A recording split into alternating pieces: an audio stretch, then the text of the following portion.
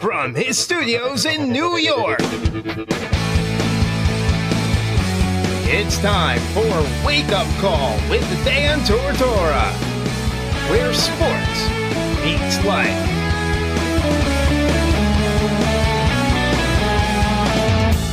Here's your host, Dan Tortora.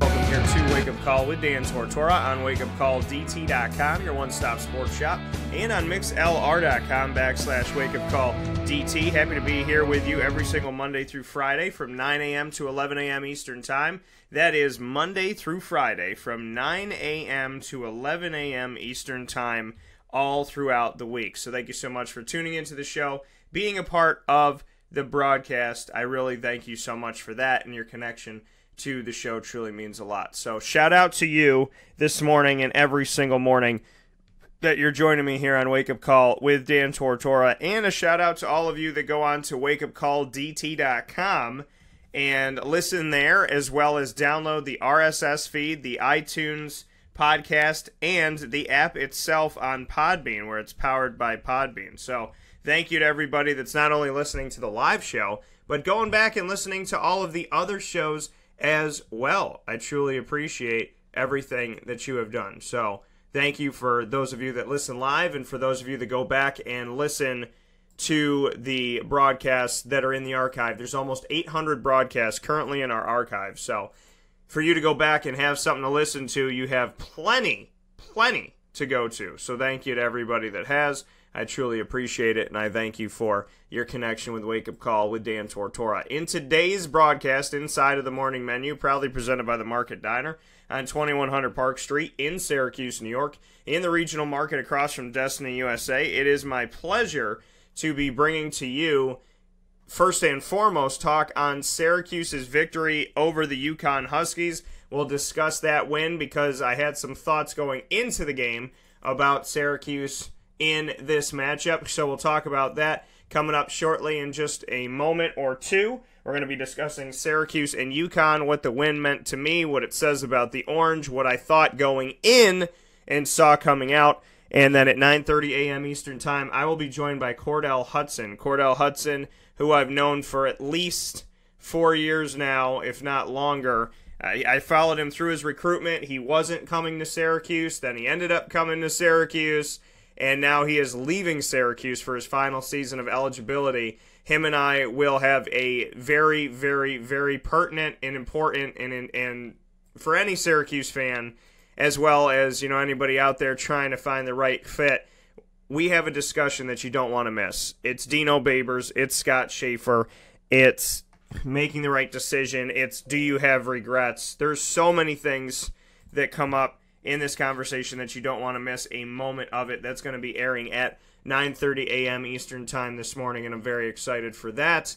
And then at 10 a.m. this morning, I've waited a long time to be able to bring this to you. I am eager, I am excited, I am all things great, knowing that this morning I will finally be able to bring to you a one-on-one extensive conversation with Nate Hackett. This isn't a couple questions here, there, and whatever. This is a sit-down and a very extensive conversation with Nate Hackett, who used to be the offensive coordinator for Syracuse, and then went on to the Buffalo Bills with Doug Marrone, and is now with the Jacksonville Jaguars with Doug Marrone there as well. So Nate Hackett and I are going to be having a conversation on so many different things. I'm very, very excited about what's coming up. We will speak on Tom Coughlin's effect on the Jaguars. We will speak on Doug Marrone's loyalty to Nate Hackett. We'll discuss the offense that they created in Syracuse and what type of offenses they were looking at in the NFL to create this offense that they had. So who did they pick from to put together this piece? And on top of all of that, we will also discuss, his longevity, what he's done, Blake Bortles, Leonard Fournette, everything. There's so much coming up, and I absolutely positively cannot wait for the opportunity to bring that to you. And that's going to happen very shortly here on Wake Up Call with Dan Tortora around 10 a.m. Eastern Time this morning. And I cannot wait for this opportunity to truly bring something to you that I've been wanting to do for a long time. So I'm very excited about this, and I can't wait to be able to do that. And we're also going to make another announcement on the CNY Pop Festival this morning. If you're on Facebook, Twitter, or Instagram, Facebook at WakeUpCallDT, Twitter at CallDT, and Instagram at WakeUpCall_DT. Go on any of those, like, follow, do all that good stuff. And at 11 a.m. Eastern Time, I will be announcing the next Syracuse icon that will be joining me for the CNY Pop Festival, and essentially joining you, because you're going to be able to buy tickets shortly so that you can let everybody know that you're coming to this event and be really excited about it. So at 11 a.m. Eastern Time, I will be announcing the next Syracuse icon to join the CNY Pop Festival, which will happen in August of 2018, Sunday, August 12th of 2018. So, a lot coming up on today's show. Ecstatic about that. I really, honestly, I this morning, as a broadcaster, believe it or not, I'm struggling to find the words, because Cordell Hudson and we spoke about Syracuse, we spoke about different schools and his recruitment outside of Syracuse, and I remember sitting in the airport in Detroit, and him and I were on the phone talking, and he was coming to Syracuse, and I said to him, I was like, I didn't think that this was going to happen. He said, neither did I. And then he's at Syracuse, we do some interviews here, and now he's opened up his recruitment for his final season of eligibility, and he wants to get his graduate degree, and he's going to be on the show today. And it's such a great conversation. He doesn't hide anything. He just speaks. He speaks the truth, and I appreciate that, and I appreciate the opportunity that players and coaches give me to tell the truth and to share the truth and to not kind of beat around the bush. And then outside of that, I'm very, very, very honored that Nate Hackett took some time with me. This is an extensive conversation. This is like a sit down, grab some popcorn, get something to drink, hang out. If you're in Starbucks, you're going to have to chill there with your latte for a little while. If you're in the car, you're going to have to be in that commute. And if you end up parking at work, you're going to have to be late, or you're just going to have to put the buds in your ears and walk into the office with it still playing. The Nate Hackett conversation is awesome, and I cannot wait to share it with you. So, with all that being said, before we get there, we must go here, and that is Syracuse up against UConn. This is a huge rivalry with the Syracuse Orange and the UConn Huskies, and I know to some people it's not what it used to be, because Syracuse is in the ACC and UConn is in the AAC and yada yada yada. But listen, this is still a rivalry to me. This is still two teams that never want to see the other team defeat them. This is a rivalry that is real. It's etched in history. It's not going anywhere. I'm not going to let it go anywhere. I don't know about you, but I can't. I can't let this thing go anywhere. So, for me, this matchup should happen every single year, always and forever, because Syracuse-UConn is a staple of college basketball. It's not just a staple of what the Big East used to be. It's reality for those of us that loved the old Big East, for those of us that appreciated everything that was the Big East. How can you not be excited about a game like this? How can this be a game that you wouldn't follow and wouldn't appreciate and this, that, and the other? I mean, to me, this game is huge. And this game every single year is... It should be. It should be on the docket. It should be on the menu. When Syracuse plays UConn, like they said, they had pretty much a sellout crowd in Madison Square Garden for the game. And I'm not surprised by any stretch of the imagination, because this rivalry is forever in the history of college basketball. And to take that away from the fans is to take away from us something nostalgic, something that we love and that we appreciate. So I want to thank, first and foremost, UConn and Syracuse for saying that they wanted to keep this thing going, because UConn's going to play a tough schedule inside of the AAC. And for those of you that don't think the AAC is tough, look at what SMU has done recently.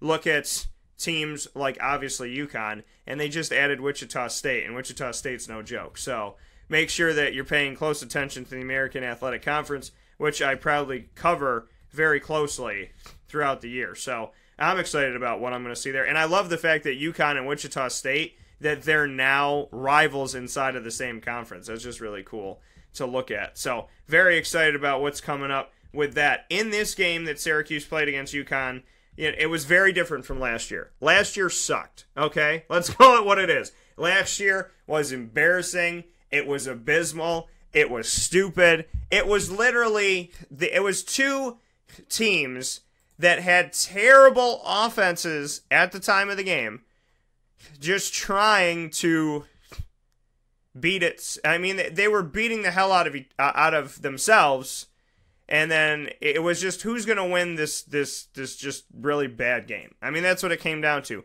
Who's going to win this ugly game of two ugly offenses that have little to nothing to offer to us? And UConn won the game, 52-50. It was an awful game. It was by far one of the grossest games I've ever watched in college basketball. 52-50. It was so bad. And then this year, I was hoping that it would be better. Now, let me say what I was thinking going into it, because that makes, coming out of it, it made sense in this game. I said, listen, Syracuse, before the Maryland game, I said, we're going to know who Syracuse is, where they're at when they come out of the Maryland game. I thought it was two teams that were going to play pretty even, speaking on Syracuse and Maryland, and that whoever came out of this game was a little bit above average. And it showed where the teams were at, because I think Maryland can make the tournament, and I think Syracuse can make the tournament. So, and I'm talking about the NCAA tournament. So coming out of that matchup, whoever won that game, to me, had some momentum. Whoever won that game, to me, had shown that they're a little bit above. And Syracuse won. They won 72-70. They beat a guy who was 7 for 9 from three-point range in Kevin Huerter. And then they go into the game with Kansas. And I thought, yeah, Syracuse has an opportunity to win this game. It's not going to be easy. But it's not that Syracuse is completely out of this game. And they lost by 16, but hear me out. It wasn't a bad loss. They played for the second week in a row a shooter who made 7 3-pointers. And that's a very tough thing to beat once, let alone twice. They did it against Kevin Huerter and Maryland by beating him by 2. Against Kansas, they lose by 16 when Devontae Graham goes 7 of 13 from long range. It is not an easy thing to beat. Now, take away Devontae Graham from distance. Take it away. Syracuse wins by 5. Just taking away the threes. Not the overall points, just the threes. Syracuse wins by 5. So a lot of that was Devontae Graham, and credit to him. And sometimes it's Tyus battle. I'm not saying, Kansas isn't anything without Devontae Graham. I'm not saying that at all. I'm saying that when teams get hot against the 2-3 zone, and this is my argument about why the 2-3 zone should shift into other things at times, is because when you play teams that get hot from distance, look at how Syracuse plays. They beat Maryland by 2. They lose to Kansas by 16. You cannot live and die by the 2-3 zone. And Boeheim said something, and I will never forget it, and he said it when Tyler Ennis was there. He said, the 2-3 zone will work in all but like 3 or 4 games. He said 3 or 4 games this season, we might lose with the 2-3 zone, but any other time, the 2-3 zone is relevant. And my rebuttal was, what if those 3 or 4 games are in the NCAA tournament? What if they're in the ACC tournament? If you're okay saying the 2-3 zone's not going to work against 3 or 4 teams this year that shoot really well from 3, what if that's the ACC tournament, which Syracuse has never won a game in, mind you? Never won a game in. They self-sanctioned themselves in one of the years, but they haven't won a game in any of the other ones. No matter where it was, Greensboro or Brooklyn. So, what if it's in the ACC tournament? What if it's in the NCAA tournament? Think about how many championships Syracuse potentially could have won if they adjusted to Ohio State, if they adjusted to Michigan. Just think. Just humor me. I'm not saying Jimmy B is a bad coach. I'm not saying he doesn't have over 1,000 wins, and I'm not saying that he has more wins than I have. But that's not a fair argument. I chose to be a broadcaster. He chose to be a coach. So when he says, when he's upset about somebody asking a question, and he says, well, how many wins do you have in college basketball? That's not fair. That's not fair. We're in 2 totally different professions. How many broadcasts do you have in the media? How many people have you interviewed? I mean, I can ask those questions back. I've interviewed over 1,000 people. He has over 1,000 wins. We've both hit 1,000. I did it in 14 years. He did it in 40 plus. So does that make me better? No, we're different professions. And I respect JB. I like JB. I, contrary to the belief of a bunch of people, their views of Jim Boeheim, I have had very good conversations with him. I've had one-on-one conversations uninterrupted by anybody in his office just sitting. And I value those greatly because, you know, he was respectful to me. We just sat and talked. We had conversations. It was good. I appreciated it. So, what it comes down to for me is knowing that those 3 or 4 games, for argument's sake, whether it's Jim Boeheim or Coach K or Roy Williams or anybody, why lose games? Because you don't want to adjust. Why give up a game here and there because you don't want to admit that it doesn't work against this team? And they played 2 teams back-to-back who are hot. If this was the tournament, Syracuse would be out of the tournament. That's all I'm saying. I'm saying that you have to adjust. Now, going off of my theory that I thought Syracuse and Maryland would play close and whoever won that game would be a little bit above average, and that could help out. And then Syracuse goes and plays Kansas, and I'm not surprised that they lost. However, I said it wasn't a bad loss to Kansas, and it was a good win against Maryland, which should give them momentum to show them that they're better than UConn. And it did. To me, it did.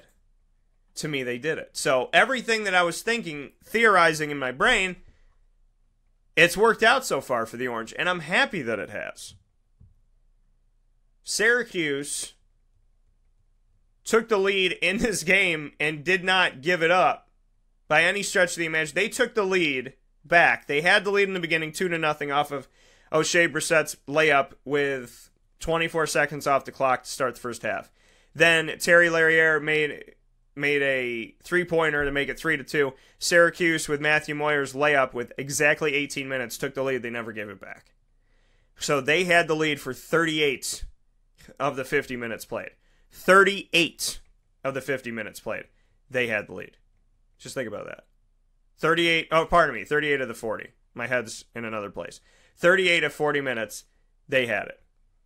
So all but 2 minutes where they did have it for a little while. They had it for the first 24 seconds. But for the final 38 of the 40 minutes, they had the lead in this game and never gave it up. And they were up by double digits the majority of the game. They were up by 11 at halftime. And even though Connecticut fought back to within 7 or within 9 or within 8, Syracuse always had an answer. It took them some time. They went a few minutes without a field goal in the second half, but they eventually would answer the call and shut this thing down.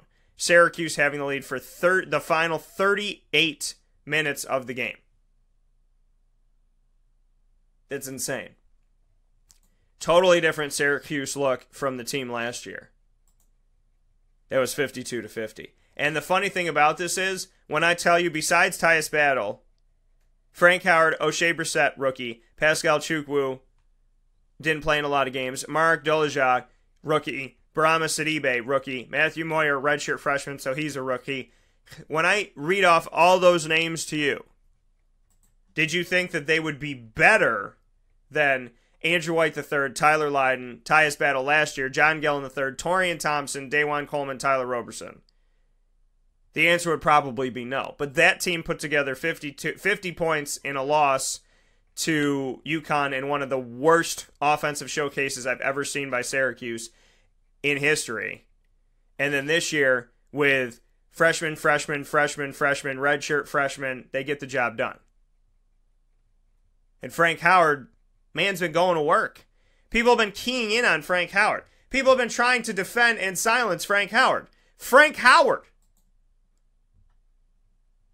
How well this team is playing. And shout out to Matthew Moyer, who had 17 points in 7 games combined going into this game, He had 18 points in this game. He outscored himself in one game versus 7 combined up against UConn. O'Shea Brissett got his 4th double-double in 8 games. Again, 50% of the time he has a double-double. Tyus Battle, 22 points, getting plus 20 again. Frank Howard was quiet in this game, offensively. But he had 5 assists, he had 2 steals. His issue, and this is massive, okay? He played in 39 minutes. This is massive. And you can't do this against other teams. And I am not fudging the stats here, and I never would. I'm going to tell you something that you're probably not going to believe, okay? Syracuse had 15 turnovers in the game. Frank Howard had 9 of those. The rest of the team had 6. The other 7 players combined for 6 turnovers. It's less than 1 a person. Frank Howard had 9 turnovers. There are teams that play games that end the game with 9 turnovers. 9. The whole team. 14 guys, 12 guys, 11 guys, whatever. 9. Frank Howard had 9 by himself. 9. That's atrocious. UConn had 17 as a team, which means that if Frank was on UConn, he'd still have more than half. That is egregious. It is way too many. Way too many. You got to thank Matthew Moyer for this game. Because Tyus Battle does what Tyus Battle does. O'Shea Brissett does what he's been doing. Frank Howard got quiet offensively. Mark Dolezaj didn't do much of anything. Barama Sidibe didn't do much of anything offensively. It was Matty Moyer who scored those 18 points. Now take those away from Syracuse, and instead of winning by 9, they lose by 9. Matthew Moyer came up huge in this game. And can we just admit the fact of something that I wrote during the game, that this man has not only really awesome dunks, but they happen at the best times in the games?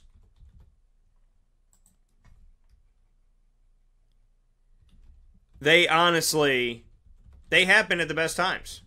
He has these signature dunks that he throws down at the most opportune times in gameplay. Matty Moyer's, he's the he's the guy. He's the MVP of this game. And Syracuse is going to have different MVPs at different times, but how about this? Syracuse is 7-1. Syracuse is 7-1, and in a tough test of Maryland, Kansas, and UConn, they won 2 out of 3 of those games. So right now, this is a team going to the NCAA tournament. Now, after going 2-1 in these tough tests, with 2 of them being away from home, they have Colgate, Buffalo, St. Bonnie's, and Eastern Michigan at home before they start the ACC. Then they are at Georgetown on December 16th. So just hear me out. Syracuse, right now, they keep doing what they're doing. You anticipate Colgate, Buffalo, Eastern Michigan victories, okay? So let's call that 10-1. You anticipate, okay? I'm not trying to say guarantee. You anticipate. That's why they're on the schedule. St. Bonnie's, they played tough. Let's say Syracuse guts it out, though. 11-1. Okay? And we look at Georgetown. G-Town right now is 6-0. G-Town's played some teams that you might not know have schools. But, so they haven't been tested yet. They're not going to be tested before they play Syracuse. That's their first test of the season. So let's say Syracuse grabs that one. It's 12-1. It's 12-1, mind you. Let me just make sure I did my math right. So 8, 9, 10, 11, 12-1 before they go into the ACC. 12-1. They got to get 8 wins in the ACC to get to 20. That's good shape. Syracuse ran this gamut better than they ran gamuts last year. I'll tell you that much. Maryland, Kansas, UConn. People probably were like, loss. 2-1. I thought that they could beat Maryland. And I thought by the way that they played Maryland and even the way that they played against Kansas despite the loss that they could beat UConn. So they've done what I thought that they would do in those games. But it all stemmed from how they responded to Maryland. And their response to Maryland was huge. So, for those of you out there that in the middle of football season say, when's basketball season? Look at what's happening in basketball season right now. How excited are you about this team? Please don't underestimate what this Syracuse team can do. I'm not saying that they're perfection. They're not perfection. But are they good? Yeah. Do they have something to offer? Absolutely. So I hope that you are buying tickets to these games, and I hope that you're going to come hang out with us this weekend. Because Syracuse playing Colgate at 2, which means we're pre-gaming at Lee's and Staggerwald 5 minutes from the Carrier Dome at noon. So noon this Saturday, you're busy because you're coming and hanging out with me and Dale Shackelford. Noon, December 9th, Lee's and Staggerwald.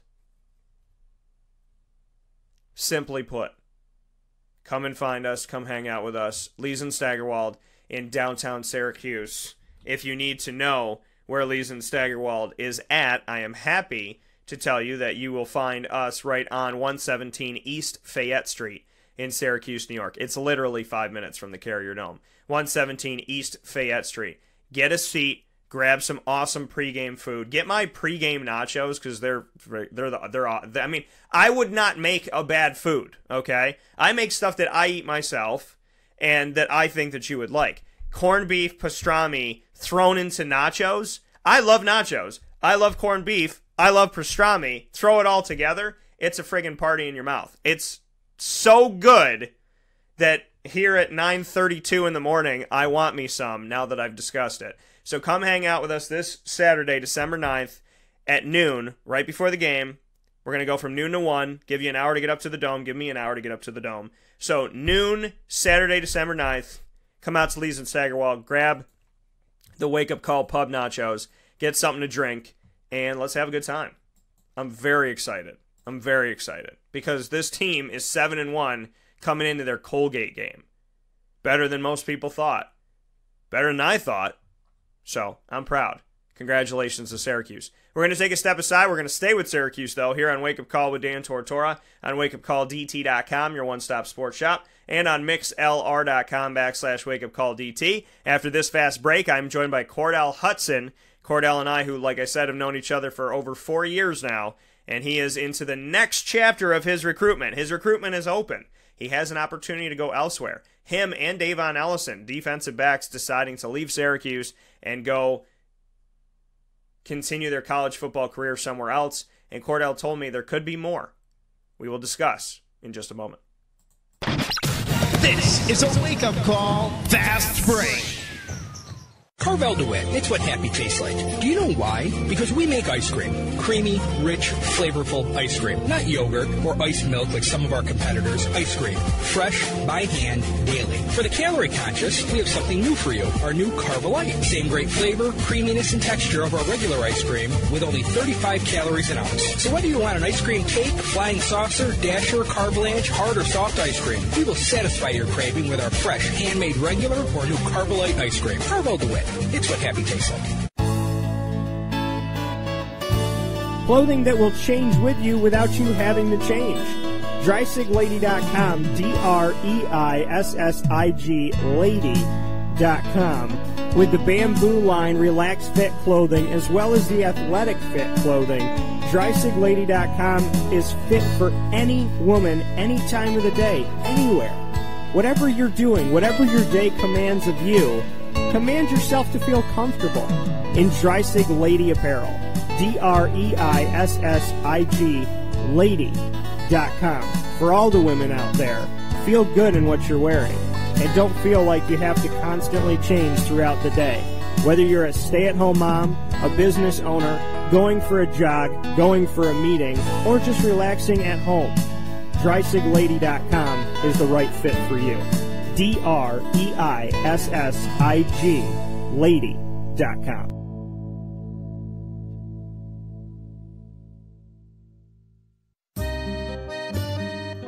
This is Lawrence Papaleo, licensed real estate salesperson for Gilbo Realty. Call our home office at 315-752-9513, or better yet, call or text me directly at 315-748-2524. Let me ask you a question, Lawrence. If I needed you to help me buy a house, find the right place, could you help me do that? Joe, I'll help you find your dream home. You don't ever say my name on the radio, never. If I needed to sell a house, could you help me go about that the right way? Yes, I can. How do they get a hold of you? Call me directly at 315-748-2524. But you also do the commercial property. So if I got a business, couple businesses, got to take one here, move it over there, do this, do that, are you going to help me buy and sell my commercial property also? Yes, sir. I like that. What's my name again?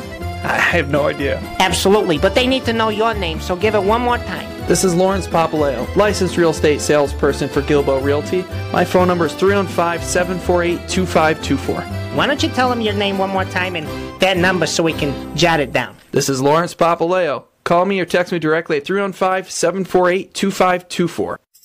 The Market Diner prides itself on bringing the local community fresh ingredients that are better than going elsewhere. Open for breakfast, served all day, lunch and dinner with daily specials. The Market Diner is located at the Regional Market on Park Street, right across from Destiny USA. For takeout, call 315-474-5247.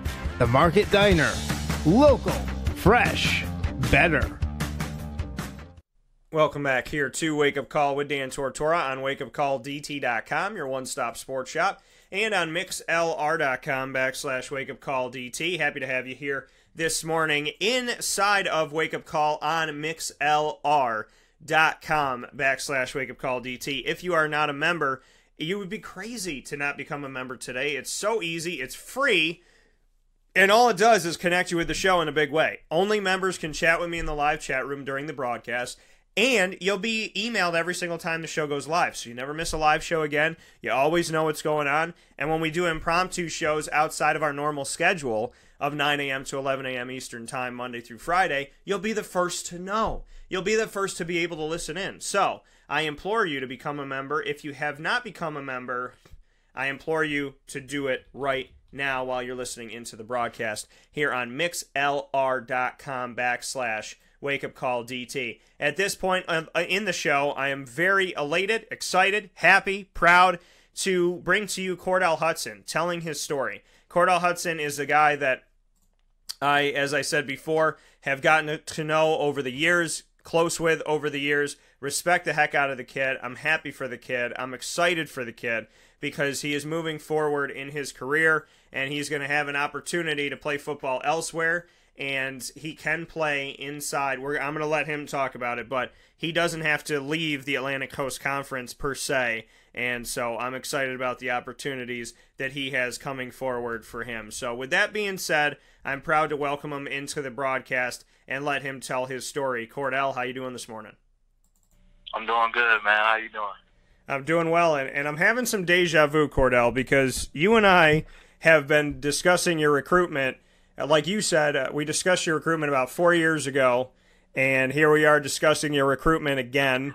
And, you know, I think way back when, I didn't think you were going to Syracuse. You didn't think you were going to Syracuse.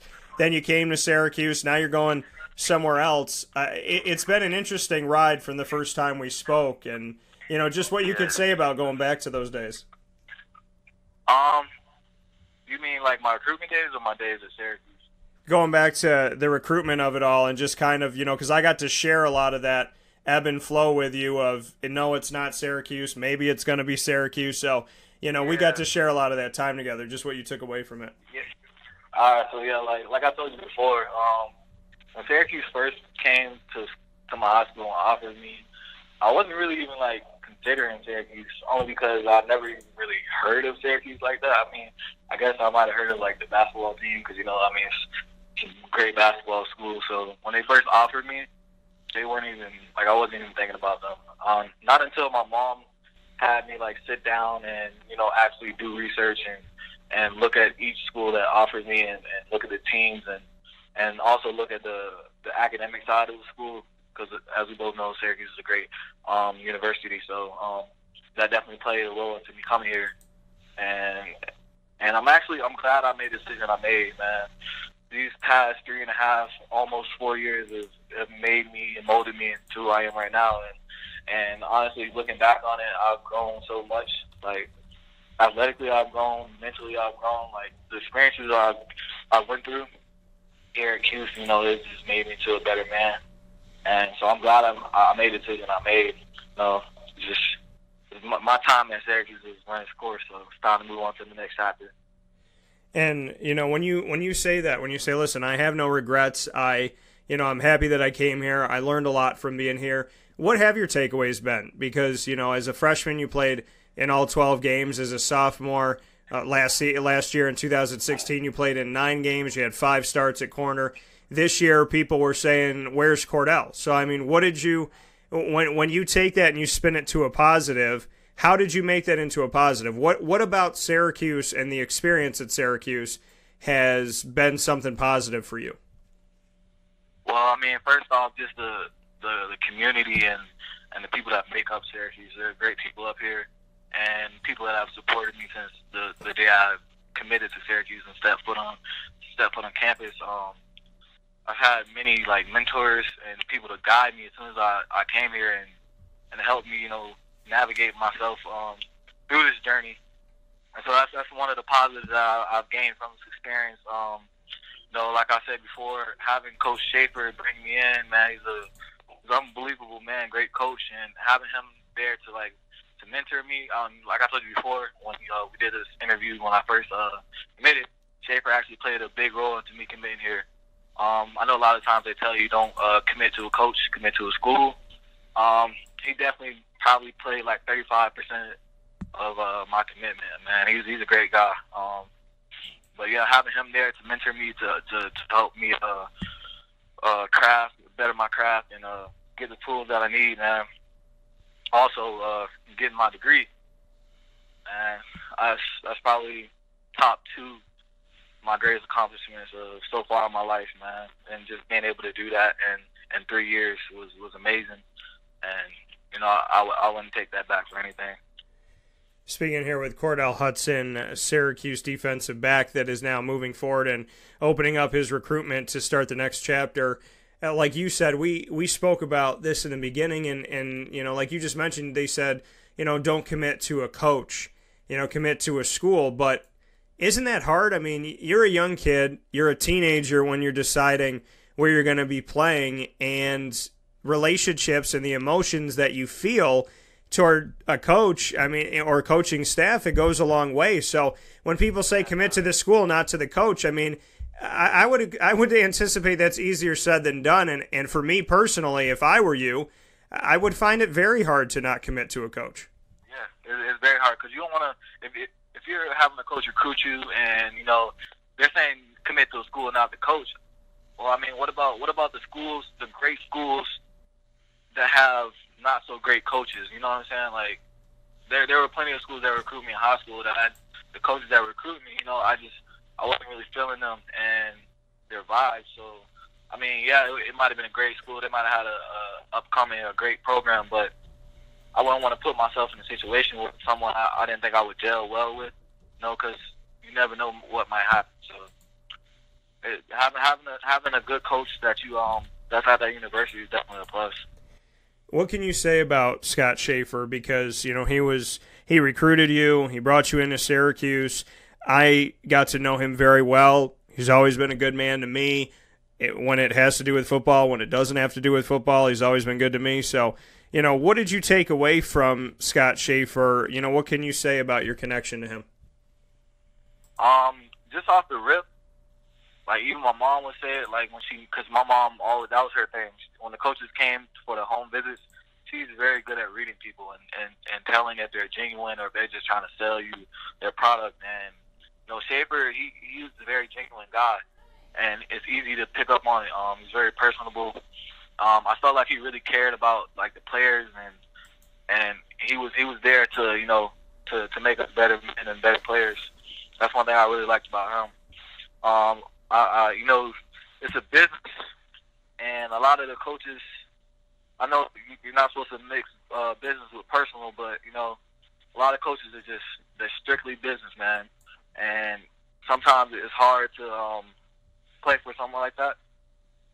And Schaefer wasn't that kind of guy. He was, like I said before, he's very personable, and it just made it easier to play for him and to connect with him. And there's a lot of coaches out there like that. You just got to find them.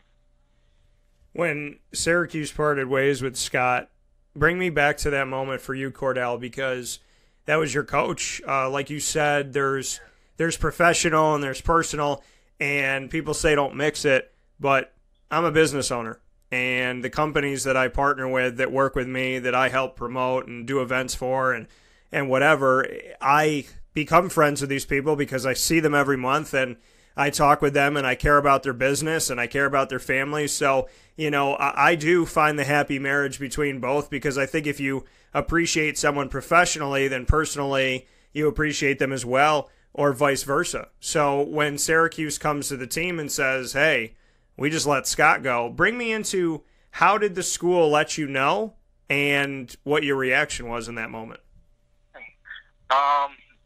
To be honest, I kind of already knew before they even let us know. It was pretty much common knowledge, I guess, around college football that he was on the hot seat that season. So we knew going into that season, if we didn't have a good season, that there was a chance of him, being let go. To the moment where it actually happened, I can't remember what game it was. It's so long ago, but after, it wasn't even the last game of the season, obviously. But after that game, we were just like, man, they about to let our coach go. I can't remember. Obviously, I had some sadness, but can't really remember my exact emotions, because at the same time, it wasn't my first year in collegiate football. So by that time, I already understood that it's a business, and that nobody's guaranteed to stay for long.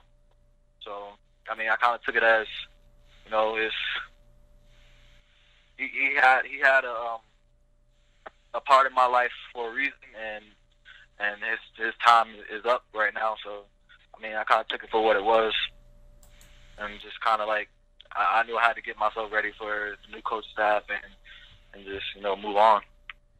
Did Schaefer have an opportunity to talk with you guys? I know he's an emotional person. I know he's a very caring person. After his final game, I remember going outside, and him and I used to talk outside of the Dome, and he came up to me after that. We kind of just walked up to each other. He gave me a hug, and we said some things to each other, and then right before he got into the car with his wife, Missy, he hugged me again. He was getting emotional. You could kind of tell he wanted to leave because he was getting ready to cry and had kind of already started. And I remember he whispered in my ear, he said, "I love you." And I said, "Love you too, Coach." That was my final interaction with him outside. Did he get a chance to talk with you guys, and what was that like? Because, when it comes to a school or an institution, they go from one coach to the other, and there's no real conversation, and the players don't really get to say much of anything. So, to go back to that moment, did he get to talk to you, and what was the atmosphere like? I can't really remember if he got to have a meeting with us after, the following day, or if he talked to us, directly after the game. Either way, I remember, it being emotional, because, the classes that were there during that year were classes that, came in when he was made the head coach, or when he was there as the D coordinator. So everybody there, had that relationship with him. And, it was just a very emotional environment, and yeah. Speaking here with Cordell Hudson, a defensive back that is heading out of Syracuse for his final year of eligibility. Cordell, the shift to a new head coach, the shift to Dino, there wasn't really any turnover when he came in. Everybody gave him a shot. Just what you could say about, because there were times where coaches come in and 10 guys, 15, 20 some odd guys. Doug Marrone, when he came into Syracuse before Schaefer, I think there was 22 players that left. So, just speak on giving Dino a chance and giving him an opportunity. I know that, Cordy is obviously a huge part of this team and a huge part of the defense, and a defensive back that's been back there with you for a while. And, he immediately, in finding out that Schaefer was getting fired, he's like, I'm gone. And then he decided to come back. So, everybody pretty much gave Dino a shot. Just why you wanted to give Dino Babers a shot, and just why that was important to you to not just jump ship at that point. Well, I mean, one reason is I wasn't going to leave anywhere until I had my degree. That was one thing, I'm not going to give up something that's guaranteed that I can go and get if I work for it. I wasn't going to give up that opportunity. But to speak on giving Dino the opportunity, I mean, you can't just judge a book by its cover. So, I had to give him a chance, and I'm glad I gave him a chance. So, I mean, he's a great guy. Also, he's a great offensive-minded coach, and he's a great motivational speaker. I'm pretty sure everybody's seen the videos and stuff. He's good at getting guys amped up and ready to play. But yeah, so he came in. I remember the first meeting we had with him, and it was very different. I don't know. He's definitely how do I say this? I guess more assertive than Schaefer was, I guess you could say. But I liked what I heard from him when we initially had the team meeting. I liked the vision that he had, and I was willing to buy in and to give it a shot. I could say I wish things would have worked out differently than they did, but like I said earlier, everything happens for a reason. Everything is a part of the plan, and you have to go through things that mold you and give you experiences and make you a better person. So, like I said before, I'm glad that I not only came to Syracuse but also stayed at Syracuse. Even when we had that coaching change, I'm glad that I gave Dino the opportunity to coach me and for me to have this new experience. What was it, when you go through this and you say, I couldn't judge a book by its cover, I had to give Dino a shot. What ultimately do you think just didn't work out? Because some guys are on that too deep, some guys are not. And like I said, there is those questions from the fan base. Where's Cordell Hudson? Where's Davon Ellison? Another guy that is, searching to go elsewhere.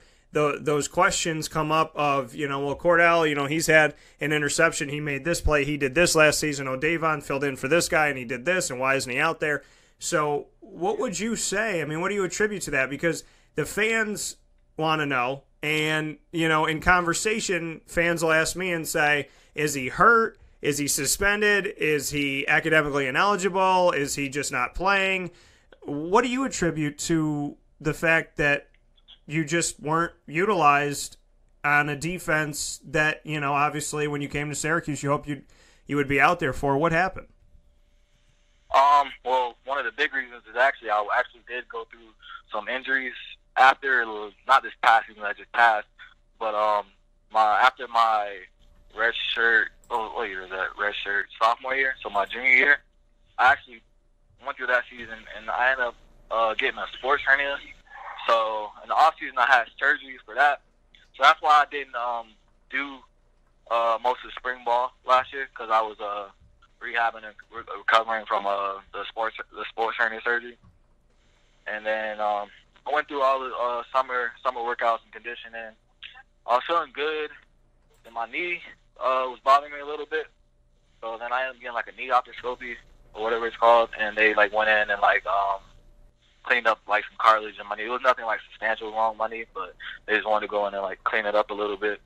And then so I missed most of camp and then the first 2 or 3 games.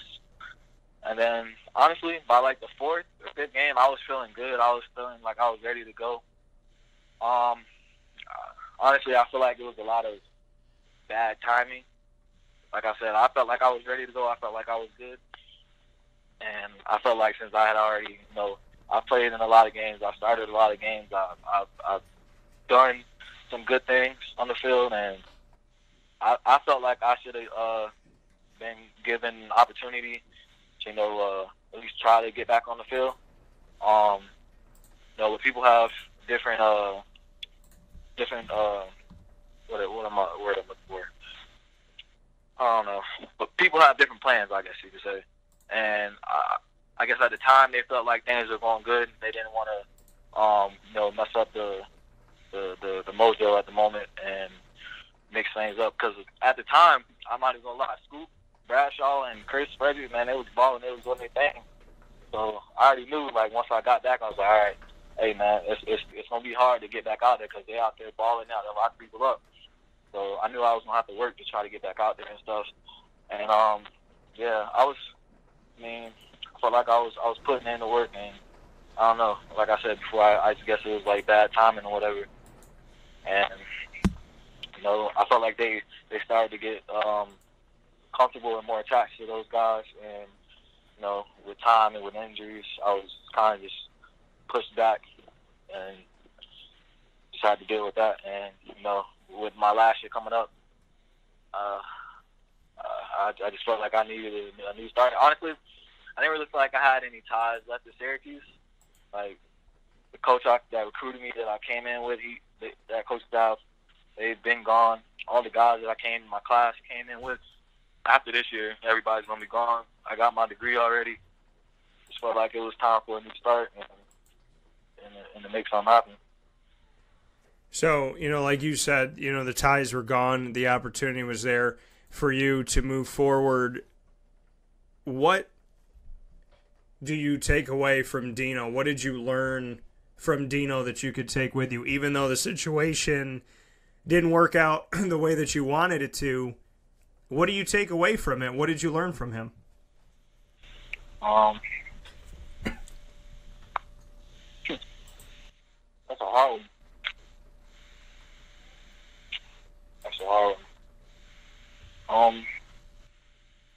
I guess it'd be better to ask me what I learned from Coach Moreau, the DB's coach. Because I obviously had a better relationship with him.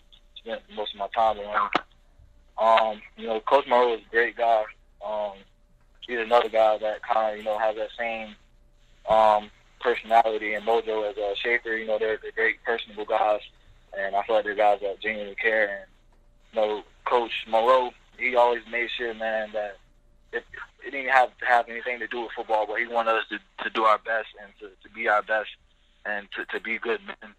I remember in our meeting room, he had a poster in it, and it said, treat all women like you would treat your mother or your sister. And just things like that, were big. Just knowing the kind of guy he was, and he just always looked out for us. He would call it, pardon my French, but he would call it wiping ass. Him just looking after us and making sure we were good. He always stayed on top of that. And yeah. So with Moreau, what I took away from him was, like I said before, life is gonna give you lemons, and you just gotta make lemonade with it. You know what I'm saying? So, yeah. So, Cordell, in closing here, you have an opportunity. Your recruitment is open again. How do you go about it? Do you have interest already? Just kind of where you take things. And do you have any stipulations? Can you not go to the ACC? Other teams, can you not go to the Atlantic Division? Do you have to stay out of a certain? Number one, is there any restrictions on you? And number two, have you received interest from anybody? To answer the first one, so when I initially got my release, I wasn't allowed to contact anybody in the ACC or anyone on the schedule. I appealed that and got them to limit it to anybody on the schedule. So as of right now, I can contact and get in touch with coaches from the other side of the ACC as long as they're not on the schedule. I think North Carolina is for next year, so I can't talk to them. But anybody else is fair game. Anybody else in the country is fair game.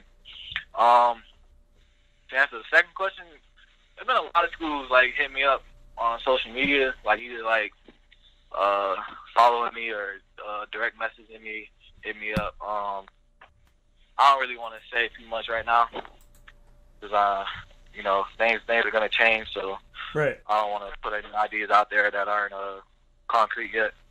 Is but, there? Yeah, there's been a. Go ahead. I was gonna say, I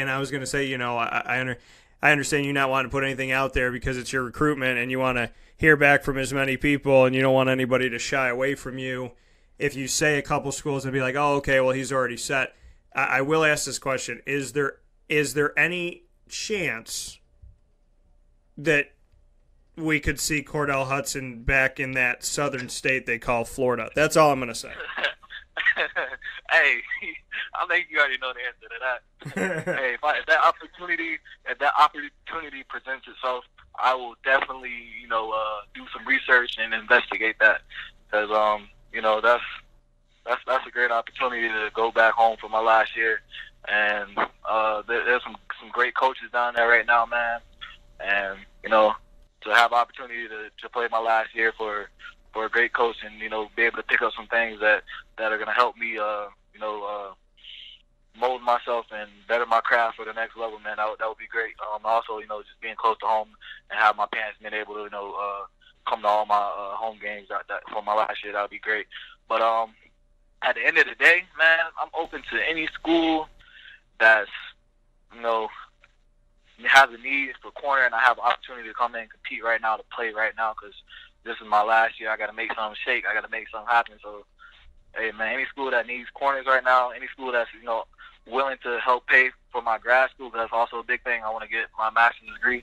So if they're going to help pay for my grad school, and I'm going to have an opportunity to come in and compete and play right now, and they're winning, because that's another thing, man. I want to win. Since I've been at Syracuse, I have not won. I want to be a winner again, man. I want to go to a bowl game. So those are big stipulations. Those are big things that I have to check off with schools. So, I mean, obviously playing in Florida, playing back home would be great, but wherever I have the best opportunity to, check off all those checkpoints on my list, that's where I'm going to be headed. And you said that it was anybody in the ACC and anyone on the schedule next year. Now it's just the people on the schedule. So in the Coastal Division, outside of, like you said, North Carolina, who's the rotator, and Pittsburgh, who's every year, if Duke or Virginia or Georgia Tech or Virginia Tech or Miami, if any of those schools called you, that's fair game. That's fair game. Tell them I said, come on. Fair enough there. And you said something really quick here, Cordell. You said a big stipulation. You want to win. And the last couple seasons, well, actually 3 seasons in a row for Syracuse. 4 seasons. Yeah, I mean, winning has not, right, because you had time when you redshirted. I mean, Syracuse has not been on the winning side of things. We're looking at a 3-9 record in 2014. We're looking at 4-8 in 2015, 16, and 17. Yeah, so I mean, the frustration has to be there. There's 38 bowl games, and then there's the college football playoff, which has 4 teams within it. So if you take 38, you multiply that by 2 and do the fun math, it's 76 teams plus the 4. That's 80 of 130 teams are going to a bowl game, and you've never gotten to do it. So, I would guess that that's a frustration that you don't have that extra thing, because I know the fans are frustrated with a bowl game, but as a player, I can imagine that that's got to be very frustrating to know that 80 teams go and 50 teams don't, and Syracuse, while you've been there, has been part of those 50. Yeah, man, it's been hard. I don't think I've ever been on a losing team. Like, I've been playing football since I was 6, and I don't think I've ever been on a losing team since I came to Syracuse.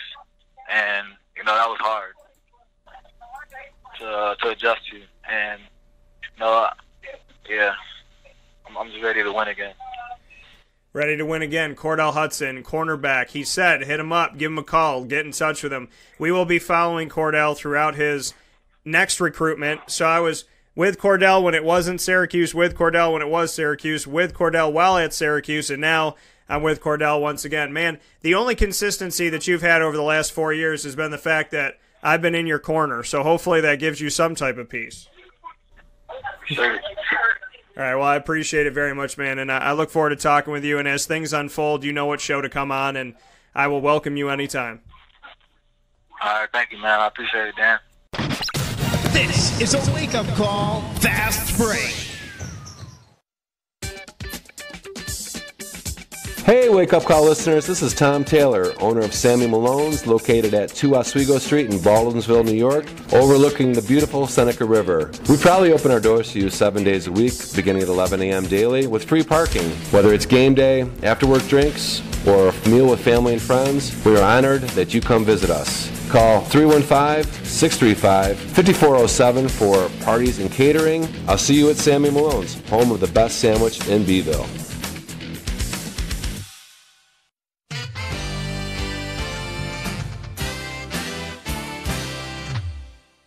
Hi, this is Domenico Vitali, owner of Giovanni's Formal Wear, where you look great and feel even better with our renowned tailoring and alteration services on any suit or any tuxedo from anywhere. Call 315-455-8729. That's 315-455-8729. Stop in locally on Route 11 in North Syracuse, next to the Ponderosa Plaza, where you can choose your style, get fitted, and tailored, all at Giovanni's Formal Wear.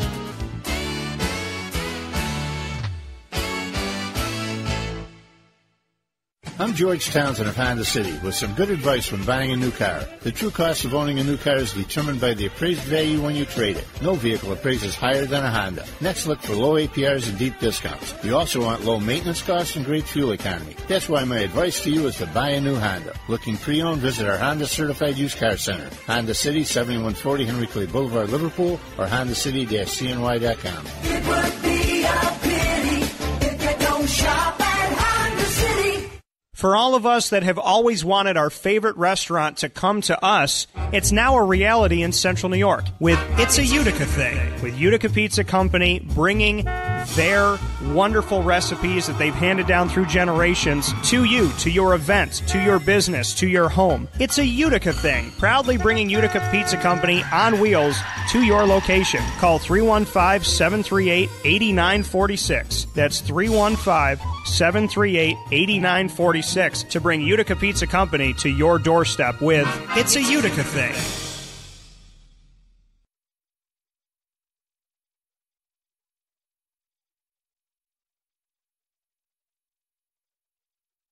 Welcome back here to Wake Up Call with Dan Tortora on wakeupcalldt.com, your one-stop sports shop, and on mixlr.com/wakeupcalldt. I want to thank Cordell Hudson for being a part of the show, and I want to give a shout-out to Cordell Hudson, who has joined the live mixlr.com/wakeupcalldt feed. So that is an amazing thing. We have a lot of people that have joined the show as members for free. I always tell you to do it because you can chat with me in the live chat room, and only members can do that. And I tell you to do it because you have an opportunity to be emailed every single time the show goes live, so you'll never miss a broadcast again.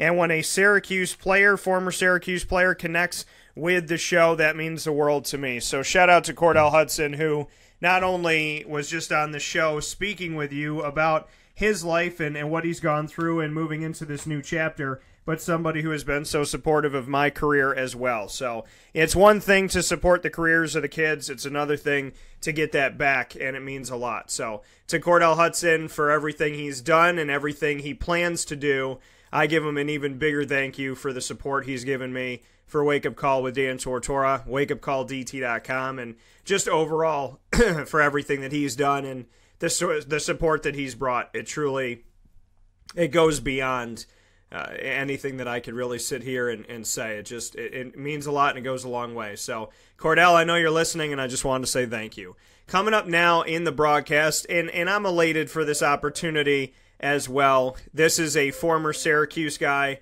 and it's Johnny is still mad about Detroit. We just got a message in here from Johnny. He said, I am furious about Detroit right now. Well, Johnny, there's other people that are furious out there. They're called Buffalo Bills fans and Giants fans, and trying to figure out why Tyrod Taylor gets sat on the bench, and why Eli Manning, a two-time Super Bowl champion, gets sat on a bench. So there's a lot going on here right now, and hopefully things will get better for Johnny over here, as I know he is an avid Detroit Lions fan, and Jim Caldwell is on his last leg in Johnny's mind right now. So I understand the frustration and the sentiments, and I hope things get better for you, brother. I really, really do.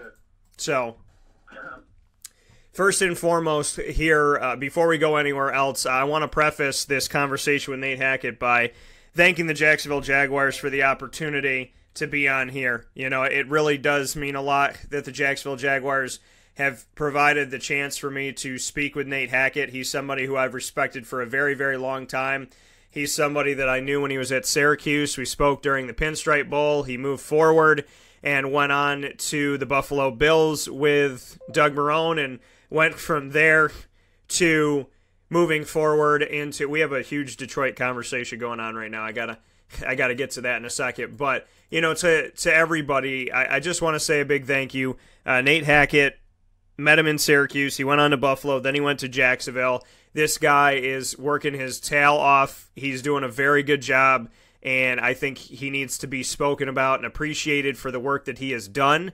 And so I'm very happy that we have this extensive one-on-one conversation coming up on the broadcast right now. You will hear this nowhere else. You have heard this nowhere else. This is a wake-up call exclusive. This conversation will be aired no place else.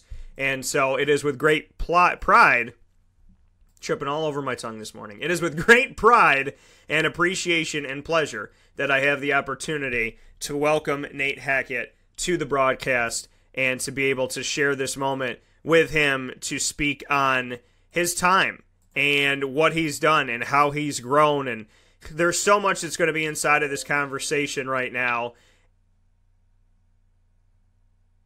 And the conversation is going to begin first and foremost with, obviously, you know, welcoming in Nate Hackett. We're going to talk Tom Coughlin. We're going to talk Doug Marrone. We're going to discuss the Jacksonville Jaguars this season. We're going to talk about how his offense in Syracuse did well with a big back, and now they got a big back in Jacksonville running the offense.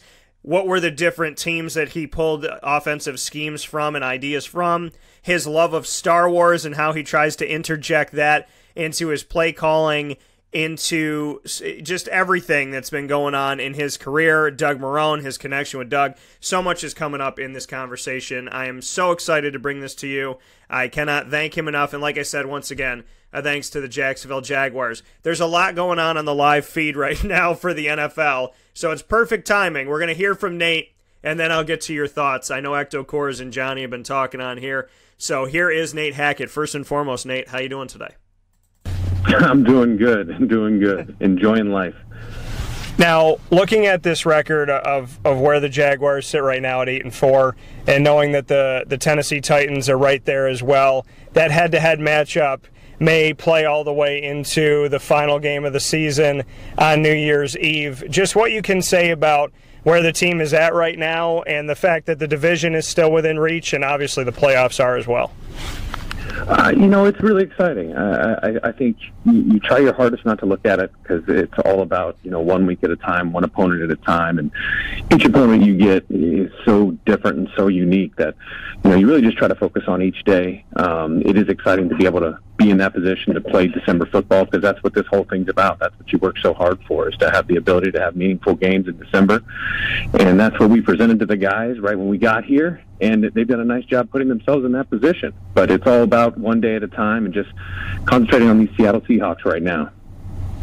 And to look at your offense and what you've implemented, you and I have spoken about this before, is that when you were at Syracuse with Doug Marrone, you had put together a bunch of different offenses that you had looked at in the NFL, some things that you thought were good from one offense to another and whatnot. What can you say about kind of strategically putting together this offensive scheme, and how many teams did you look at, how many nuances? Just bring me back to those beginner days where you and Doug were really sitting down trying to create something special at Syracuse. Yeah, it's this year especially. It's been a unique offense. I think that one good thing that we did when we first made this whole thing up was we wanted to be flexible. And I think as a coach, that's so important to be able to adjust on the fly at all times. And I think this year's a great example of having a system that we created that allows you to do that, because we've had so many different things happen, from just that first game when, A-Rob goes down, to watching Leonard Fournette, run the ball, the things from Tampa Bay from the Buffalo Bills, the New York Jets to the New Orleans Saints. We just kind of combined all those things. And, our whole goal was, like I said, was to build a system that you can be flexible in. So you can be dynamic and you can be different and really adjust it to what the players do good and what the quarterback starts doing good. And I think that, as this system develops and as these players develop, because I think, we have to sit back, and even though we're, doing well on offense at times, and we're pretty high up there in the rankings and stuff like that, it's still such a young offense, and we haven't even really, gotten to our peak, with rookie receivers out there, and they're still trying to figure it out and learn it. And so, it's exciting, but the whole idea is to be flexible, be able to change it, be able to do as many different things as possible, and be able to adjust to your guys. And Nate, when you look at this offense of putting it together with Doug Marrone at Syracuse and bringing it to the Buffalo Bills and now having it with the Jacksonville Jaguars, how much of it has changed over time? Does it still look relatively similar? Are there a lot of parallels, or did it start simple and kind of become an octopus, so to speak? I would say, when you look at day one install, I think it's very simple. And then, you always try to build that foundation. You want the players to have a foundation of what we want to do. And then you add those little adjustments here and there to spice it up or to allow some guy to excel. And, I would say it's pretty much the same thing. I think that, even when it was funny when, we had Ryan Nassib for a short period here, and, it was funny because he looked at it and, he's like, oh, it's all the same stuff. So I think that, the idea is to have a foundation. You want everybody to have something they believe in. You want them to have rules, and you always want to stick by your rules so that when it gets crazy out on that field, when things go crazy, because no matter how hard you prepare, a defense is always going to present something that you've never seen before. Heck, we've seen 10-man boxes this year, and you have to be able to adjust, and you have to be able to talk about that, know within your rules what you can do and what you can't do. And so I think that really the foundation is very much the same. I think the adjustments, I think those are always fluid. I think, like I said, as a coach, you never stop learning. You never stop trying to find ideas, but you still want to do them within the realm of what you're trying to accomplish and what the foundation of your system is. You brought up Ryan Nassib. He was with you at Syracuse. He was with you for a very short time in Jacksonville. Just to speak on the decision of bringing him in and why ultimately keeping him there was something that didn't work for the team. In the middle of the season, a lot of those things, I don't get to make those decisions or talk about those. I think that was something that the organization, wanted to get done both ways. And, whoever is in our room, whoever's in the offensive room, we embrace them as though they're starters and going to play. And we love everybody that comes in here, and we're always sad to see people leave. But that's something, as a coach, a lot of the time, sometimes you don't know who's going to show up, so you just kind of get ready to teach whoever's there and get them ready for a game. You look at the ground and pound style, and that one of the nuances that you've respected and Doug Marrone's respected of having a big back there to carry the load for you, to obviously block and to have the ability to be a lot of different things in the offense. Just what you can say about when Leonard Fournette is sitting there and you're in the draft room and you're waiting and you're looking and he's up there on the board, just getting a guy like him, getting him in the room, and just what he's meant to an offense that, in my opinion, has needed a workhorse like him for a long time. It's great. It's great to have him. He brings a whole new dynamic on the field, and what he's done and how what he's done up to this point is a credit to him, along with those other backs. I think something that's been great is even when Leonard went down, we had some other guys step up and do a great job, and we still were able to rush for a lot of yards. So I think it's one of those things. Anytime you can run the ball, whoever that guy is back there, anytime you could run the ball, it helps an offense. I always remember the saying my father said was, you score points by passing the ball, you win the game by running the ball. And I've always kind of tried to keep that in my mind and always know, to win the game, you wear guys down, you keep running the ball, and then all of a sudden one pops. And that's the thing that really, gets defenses a lot of the times. And then you still have the ability to get the ball down the field, and that helps when you have a guy like Leonard back there, because it opens up a whole world of the pass game, because they want to stop the run, and then it gives better matchups outside, and they can't double guys. And so, I mean, there's just so many great things that happen when you can run the ball. If you put so much back there on a quarterback to throw the ball every play, it's just hard. It's just hard because, this league is built to rush the passer, and, there's a lot of guys out there that are good at getting to that quarterback. So, it's one of those things. It allows a quarterback to take a breath. It allows everybody, the line, to be able to get physical and not have somebody rush after him. And so it just gives you so many different things. And I think Leonard has just done such a great job, not only just being able to do what he's done, but the way he's doing it, just with so much physicality. And I think that's just something we just got to keep it rolling. The story from the outside looking in, and you and I have discussed this before, is, it's either all Blake Bortles' fault, or he does some good things, he has a good day, or he has a bad day. But so, more often than not in the last couple of years, a lot has been put on his shoulders. Bringing in Leonard Fournette, instituting this offense that you and Doug Marrone have worked on for a while. What can you say this has done for Blake to give him more opportunity to showcase himself? Because last year he was the third highest in the entire country of 32 teams of pass attempts, and he was behind Drew Brees and the usual suspects. But he was forced to throw the ball so many times. I think it was almost 700 pass attempts to 300 something rush attempts. So it was well over double. Just what you can say about what that means for Blake this year, to have Leonard Fournette and to have this offense, because as you and I have discussed, from the outside looking in, it's easy to blame Blake, but when he was asked to have, I think it was 633 or 635 attempts passing, I think there's going to be some mistakes when a quarterback's asked to throw the ball 630 times. I mean, and you can look across the league. I mean, it's hard for young quarterbacks. I mean, all the guys that we talk about that throw the ball so many times, the first one that hit your mind was Drew Brees. Yeah. I imagine Aaron Rodgers, and then Tom Brady and Phillip Rivers, and all those guys have been playing in the league for 10 years. And I think there's so much that goes into being an experienced quarterback to be able to go back there and really sling it. And when you look at a young quarterback that's developing, there's so many things that go on in this league that a lot of people sometimes don't understand. Every week you're presented with completely different challenges, completely different players that you have to attack. And at the same time, you're taking hits, and you want to throw the ball, but you don't know if that's the look. And there are just so many things that go into it. And, I mean, it's hard to develop quarterbacks nowadays when you put it all on them. And a lot of the times, the young quarterbacks tend to struggle. So I think that any time, I go back to, just Ben Roethlisberger that first year. I mean, they were, and Russell Wilson, one of his first years. He had Marshawn Lynch. There was Jerome Bettis. When you have the ability to run the ball and not put it all on the quarterback's shoulders, it just takes that little bit of pressure that might be on him off of him, so that he can slowly learn the game and adjust to the speed. And I think that, when Blake got here, he was asked to do quite a bit. And I mean, heck, when I got here, I think he'd already been sacked 55 times, and he even played the whole season. And the next year he got sacked another 52 times. So I think any time that a quarterback takes numerous hits, it's going to affect him. It's just like any human being. And the credit to Blake is that no matter how much he's had to take, no matter how many things people have put on him, he still comes to work every day. He loves it. He pushes himself. He does everything in his development this year, because it hasn't all been on him, because he can learn and develop in a new system, his third system in 4 yeyears.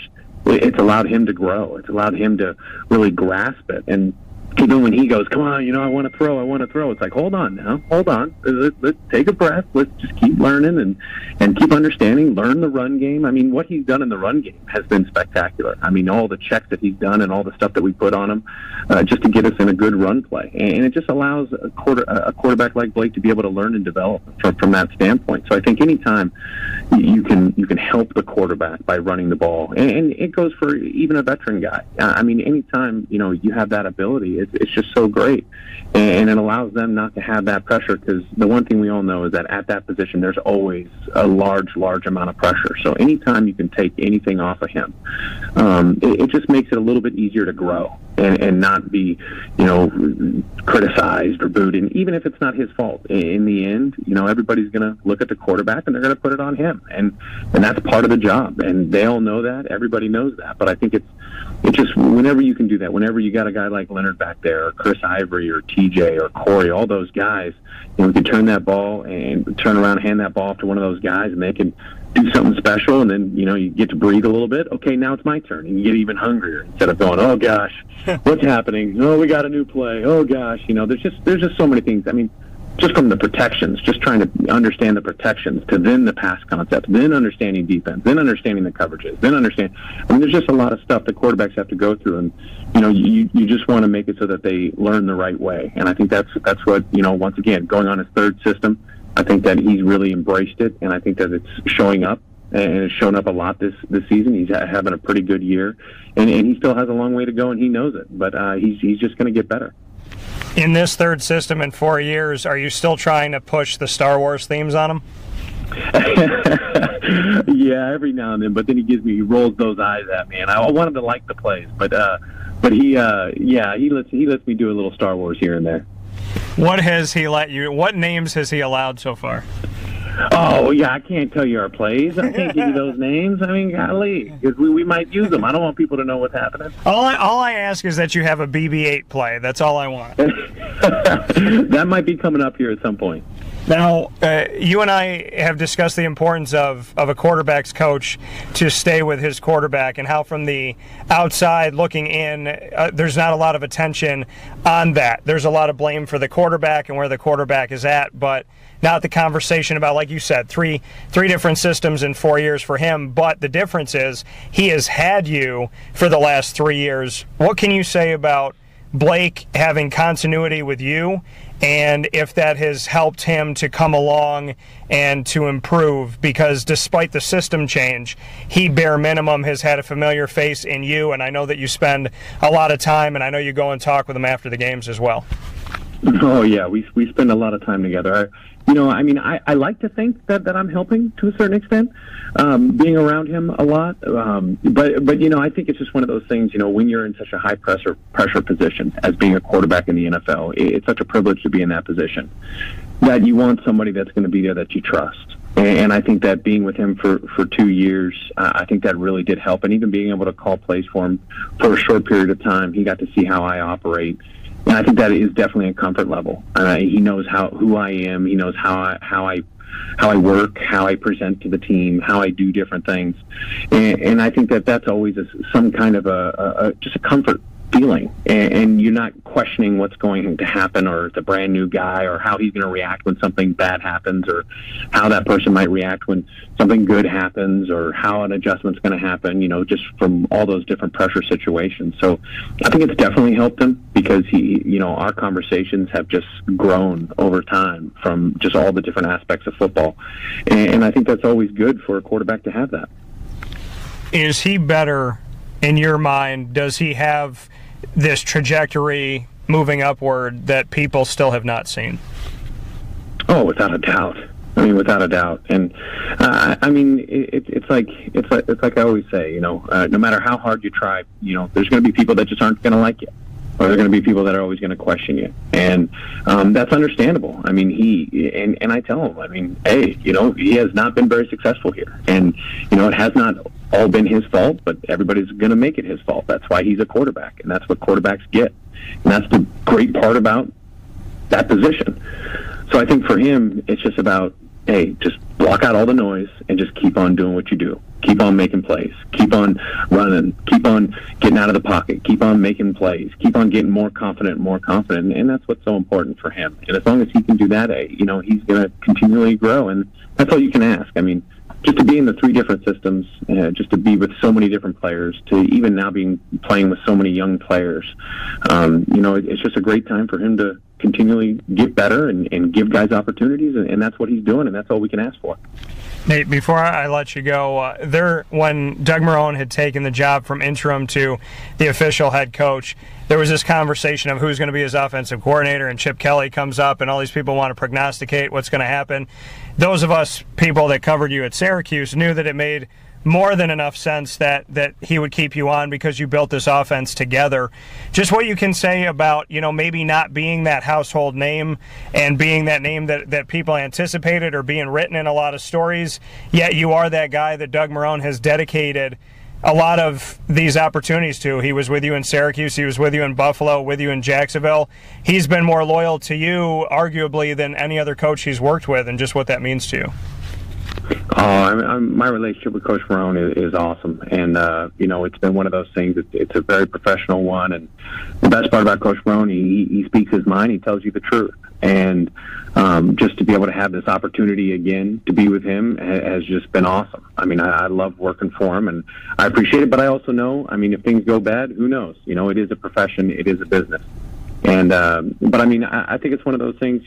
Coach Marrone definitely had to, go talk with other people, and I understand that. There might be somebody else that he wanted, and that's perfectly fine. But in the end, he chose me, and I just want to do everything to try to prove to him that I'm pretty good at this stuff and going to find a way to get a couple wins. And that's just kind of the goal as a coach, is you just want to find a way to win, and you want to do whatever it takes for the team, whatever's the best thing that can get done. And that's what we're accomplishing that here, and still have a lot more opportunities left ahead of us.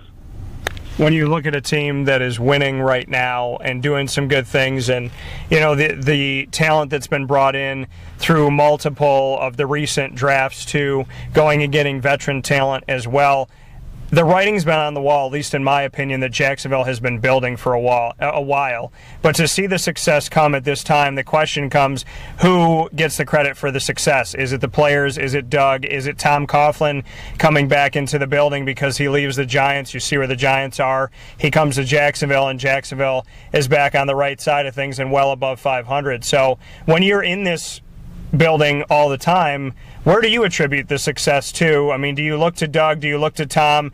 Is Tom heavily involved, and are you having those conversations?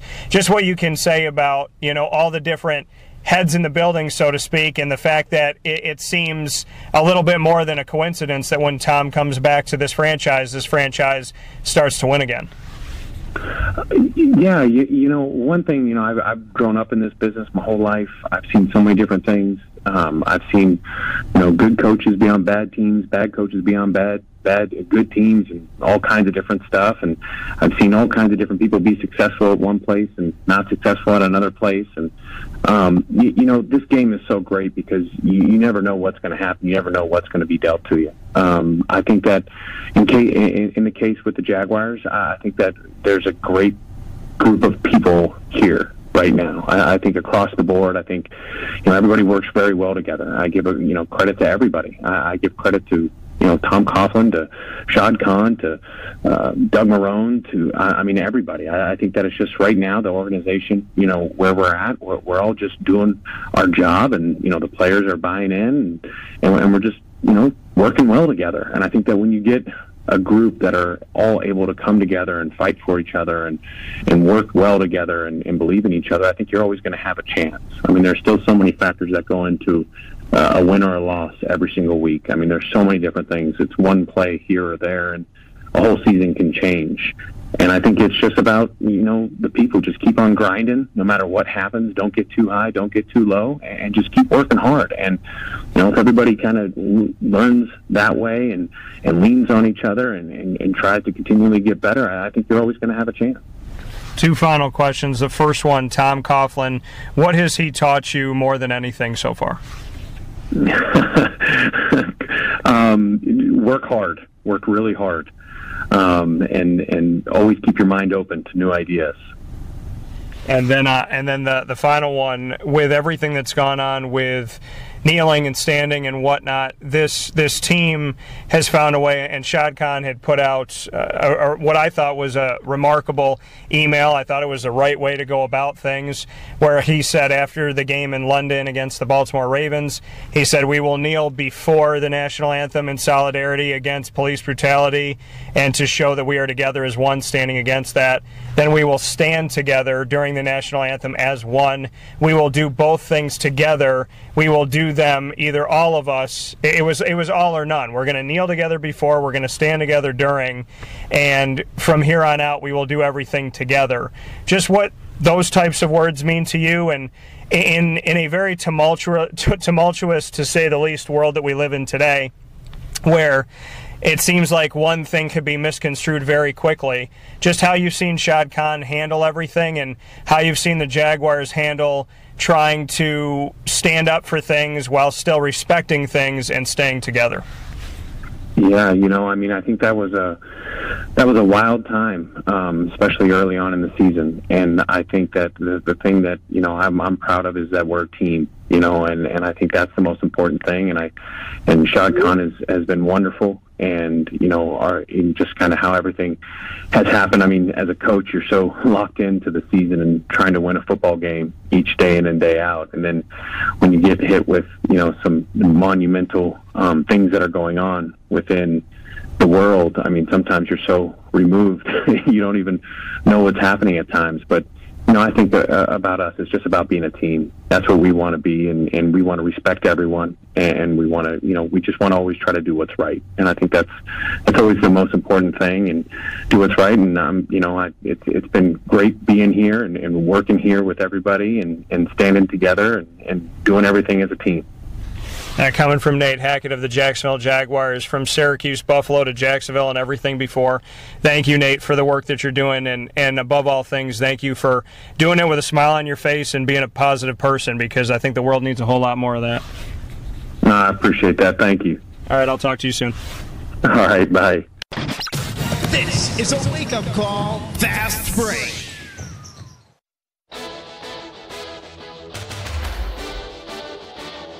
The name Leeson Staggerwald is synonymous with Central New York, with over 80 years of service to the community. Leeson Staggerwald Downtown is your butcher, grocery, pub, and deli located on 117 East Fayette Street in Syracuse, New York, minutes from the Carrier Dome, and your perfect pre-gaming headquarters with Rob Drummond and myself, Dan Tortora, 2 hours before home games. Leeson Staggerwald Downtown, where you can dine in, take out, pre-game up on the hill with their meats, or pre-game inside their walls. Leeson Staggerwald Downtown, a unique experience for every single fan and every member of the community, with over 8 decades of service. They're open Monday from 10:30 a.m. to 3 p.m., Tuesday through Thursday from 10:30 a.m. to 8 p.m., Friday 10:30 a.m. to 9 p.m., Saturday noon to 9 p.m., and closed on Sunday. On 117 East Fayette Street in Syracuse, New York. Gear up with the real deal at Dry-Sig Apparel, creating what people are going to see and learn about you before they even meet you. Gear up for what you need for your team, business, or event. To look professional, look good, and feel good, outfit yourself at DrySigApparel.com. That's DREISSIG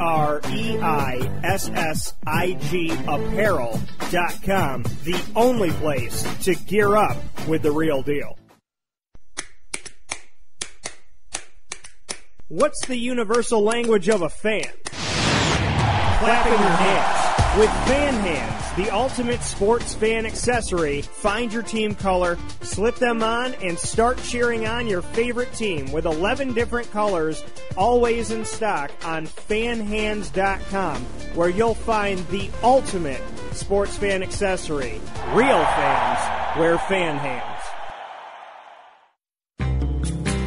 The Penn and Trophy Center on 111 East Willow Street in Syracuse, New York, has been making memories for Central New York for over 60 years. It has the trophies for your teams, and when you walk in there, it's so much more than just that. When you walk into the Penn and Trophy Center, you are immersed in the reality that anything can be customized, anything can be engraved, whether it's for your anniversary, your wedding, your bar mitzvah, your birthday party, whatever you want to do with that memory, that watch from grandpa, or that bracelet from mom, or that wedding ring that's been passed down through your family. If you want to get something engraved with a memory to last a lifetime, the Penn and Trophy Center, 111 East Willow Street in Syracuse, New York, where memories are made and where memories last a lifetime.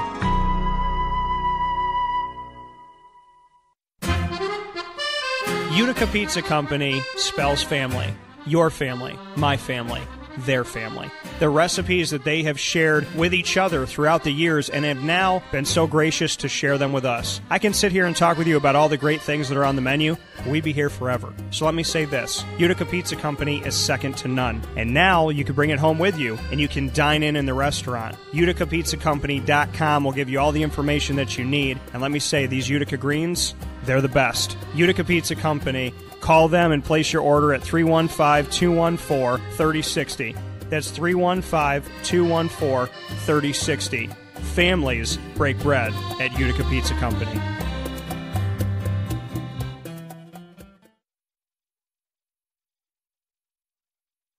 Welcome back here to Wake Up Call with Dan Tortora on wakeupcalldt.com, your one-stop sports shop, and on mixlr.com/wakeupcalldt. Happy to be here with you on the broadcast every Monday through Friday from 9 a.m. to 11 a.m. Eastern Time, right here on mixlr.com/wakeupcalldt. Truly a pleasure, an honor, and a privilege to be a part of Wake Up Call with Dan Tortora, to be a part of your morning every single morning from Monday through Friday from 9 to 11 a.m. We are inside of the morning menu, proudly presented by the Market Diner on 2100 Park Street in Syracuse, New York, in the regional market across from Destiny USA.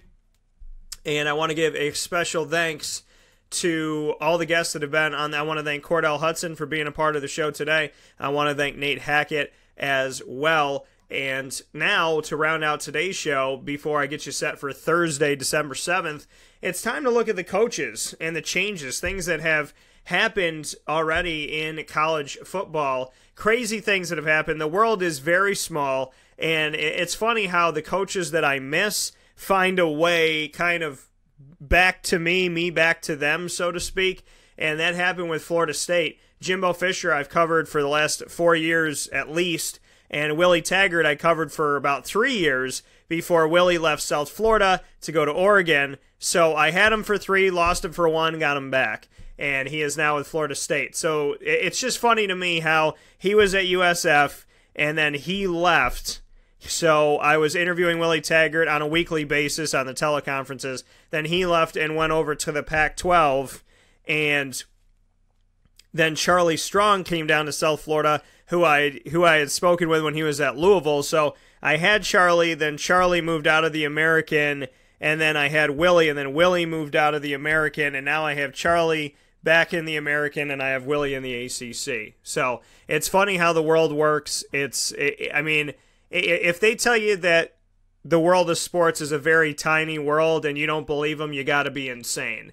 So it's absolutely crazy to think about how things go in the world of sports, and it's pretty amazing. It's pretty wild, and I'm very excited about what's to come here. So this is definitely going to be an interesting upcoming season. I know that we still have the bowl season to go through, but I am ecstatic about what's to come here. UCF brought in their new head coach, which I think is awesome. They wasted little to no time. The great thing about what some of these teams do is, in the case of these Florida teams like UCF and Florida State, they literally took like no time off the clock. You know what I mean? They made these decisions, they made them quickly, and they moved forward.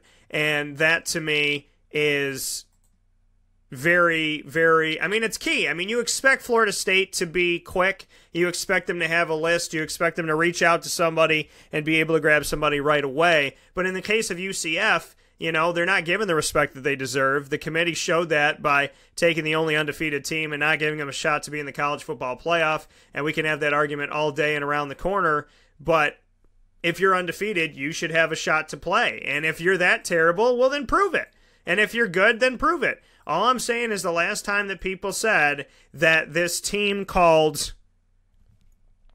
UCF didn't belong in a big-time bowl game, didn't belong against Baylor, how dare they disrespect Baylor by giving them UCF in the Fiesta Bowl, and UCF not only beat them, they spanked them. Okay, they spanked them so hard there was an imprint left there. And now they move forward, and here we are again in an even better situation. The team's 12-0, and they just came off of an AAC championship. and they get no respect to get into the college football playoff. However, I think they're playing one of the best bowl games outside of the college football playoff, which is the game they're going to be playing against Auburn in the Chick-fil-A Peach Bowl, which is awesome.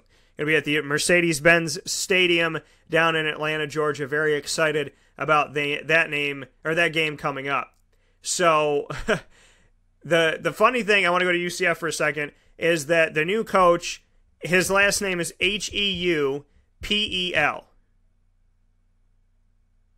And his name has been pronounced Heupel, and Heupel.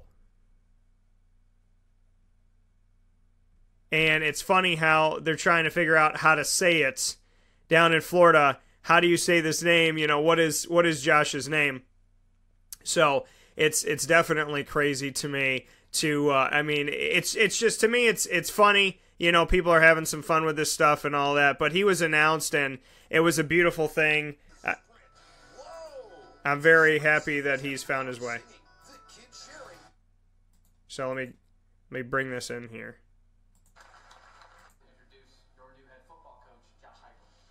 And it's Josh Heupel. And that's Danny White saying it. It's Josh Heupel.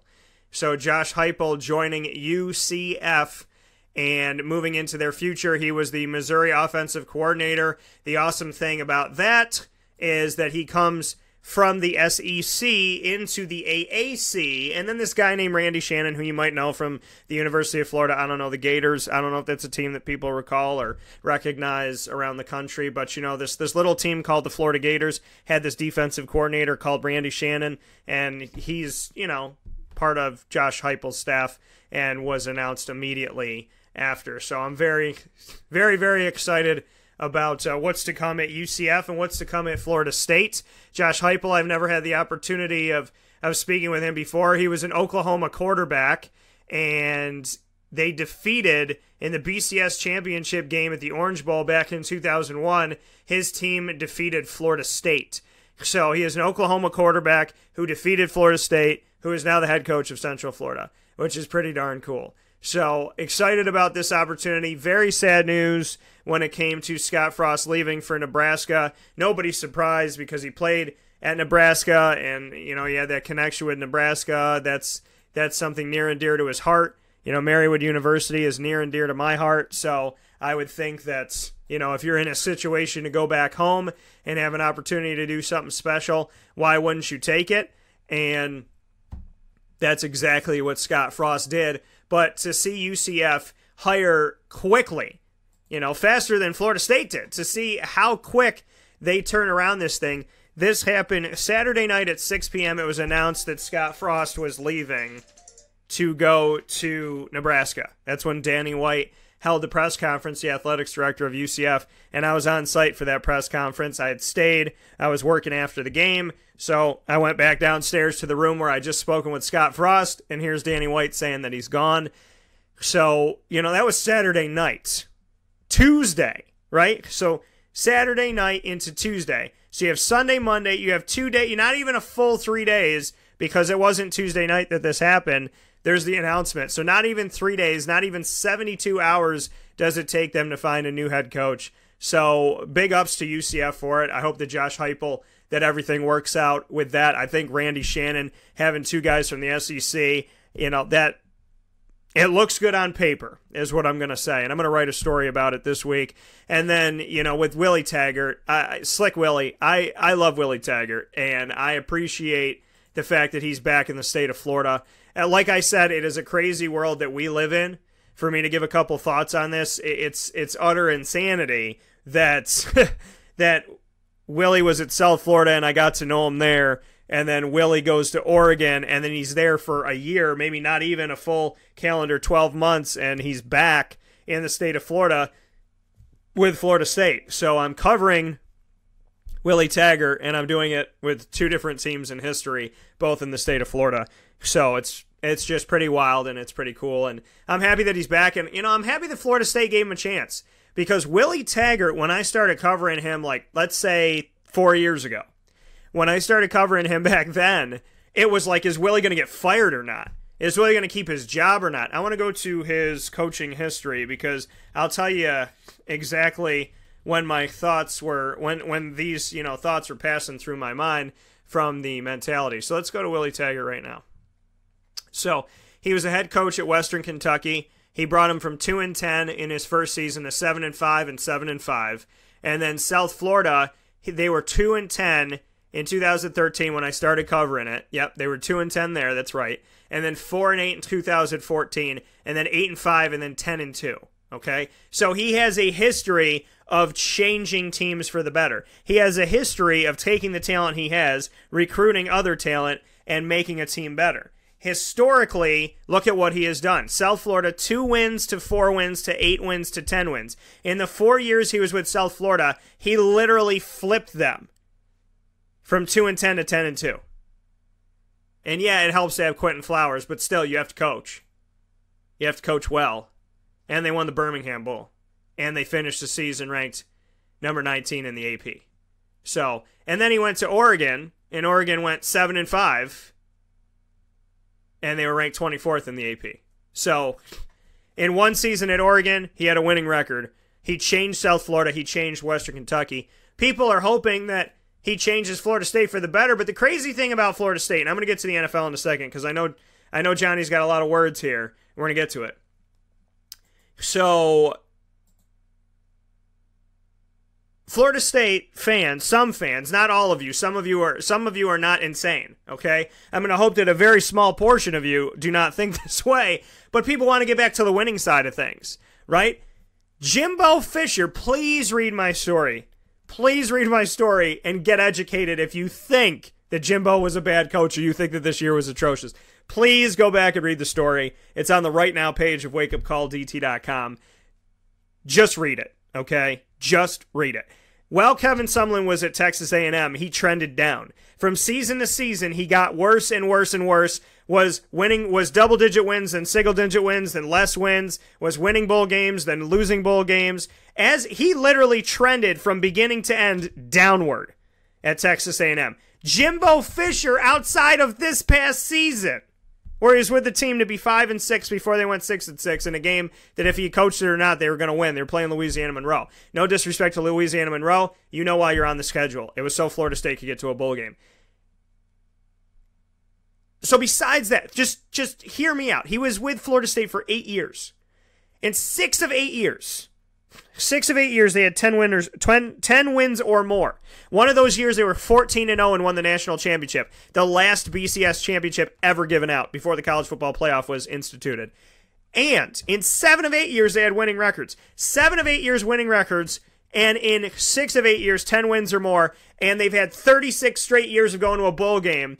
And he was there with Bobby Bowden before that, and he was recruiting like hell before that, and look at the players that he's brought in.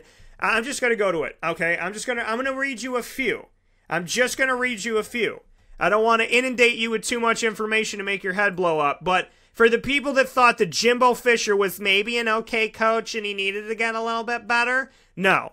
Jimbo Fisher was one of the greatest things that to ever happen to the state of Florida. You know who was jubilant? You know who was excited and out of their mind happy after Jimbo went to Texas A&M? Every single Gators fan in the world, okay? They were elated, very happy. Shall I tell you who he helped recruit and coach? Kelvin Benjamin, wide receiver of the Carolina Panthers. Delvin Cook, Minnesota Vikings running back. Ronald Darby, Devontae Freeman, Rashad Green Jr., Trey Jackson, Jalen Ramsey of the Jaguars, Talvin Smith, who I've interviewed of the Jaguars, Jameis Winston, all in the NFL right now. Okay? All in the NFL right now. As a recruiting coach, amazing.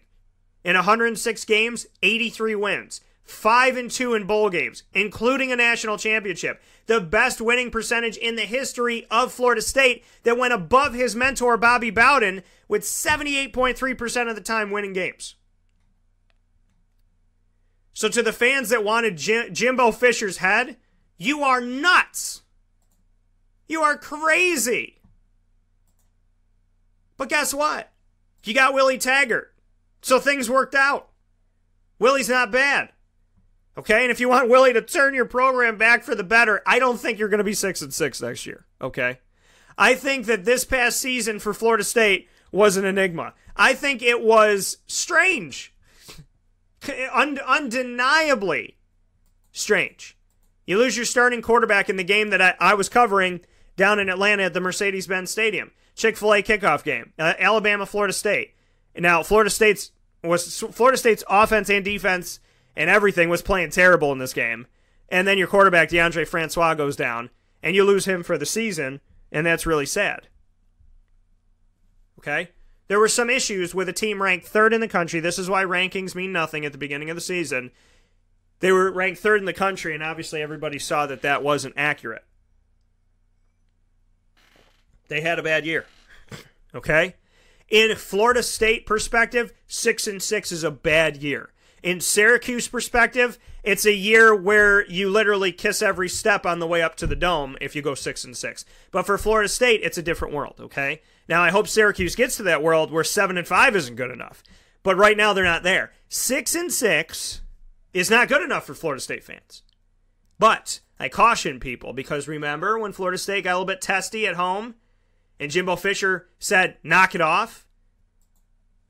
It does not matter how long a coach coaches somewhere. If you disrespect him, you disrespect his players, especially at home. If the hometown crowd, if Tallahassee doesn't respect him and his players, he will leave. And look at what he did, okay? Look at what he did. He left. He left. Understand that. And I'm not saying it's all on the fans, but darn it. When fans are booing a coach who 99%, or I should say 78.3% of the time is winning, 5-2 in bowl games, every single year people have expectations of them making it to the college football playoff or a New Year's Day bowl, why complain? Why you know what and moan? Why?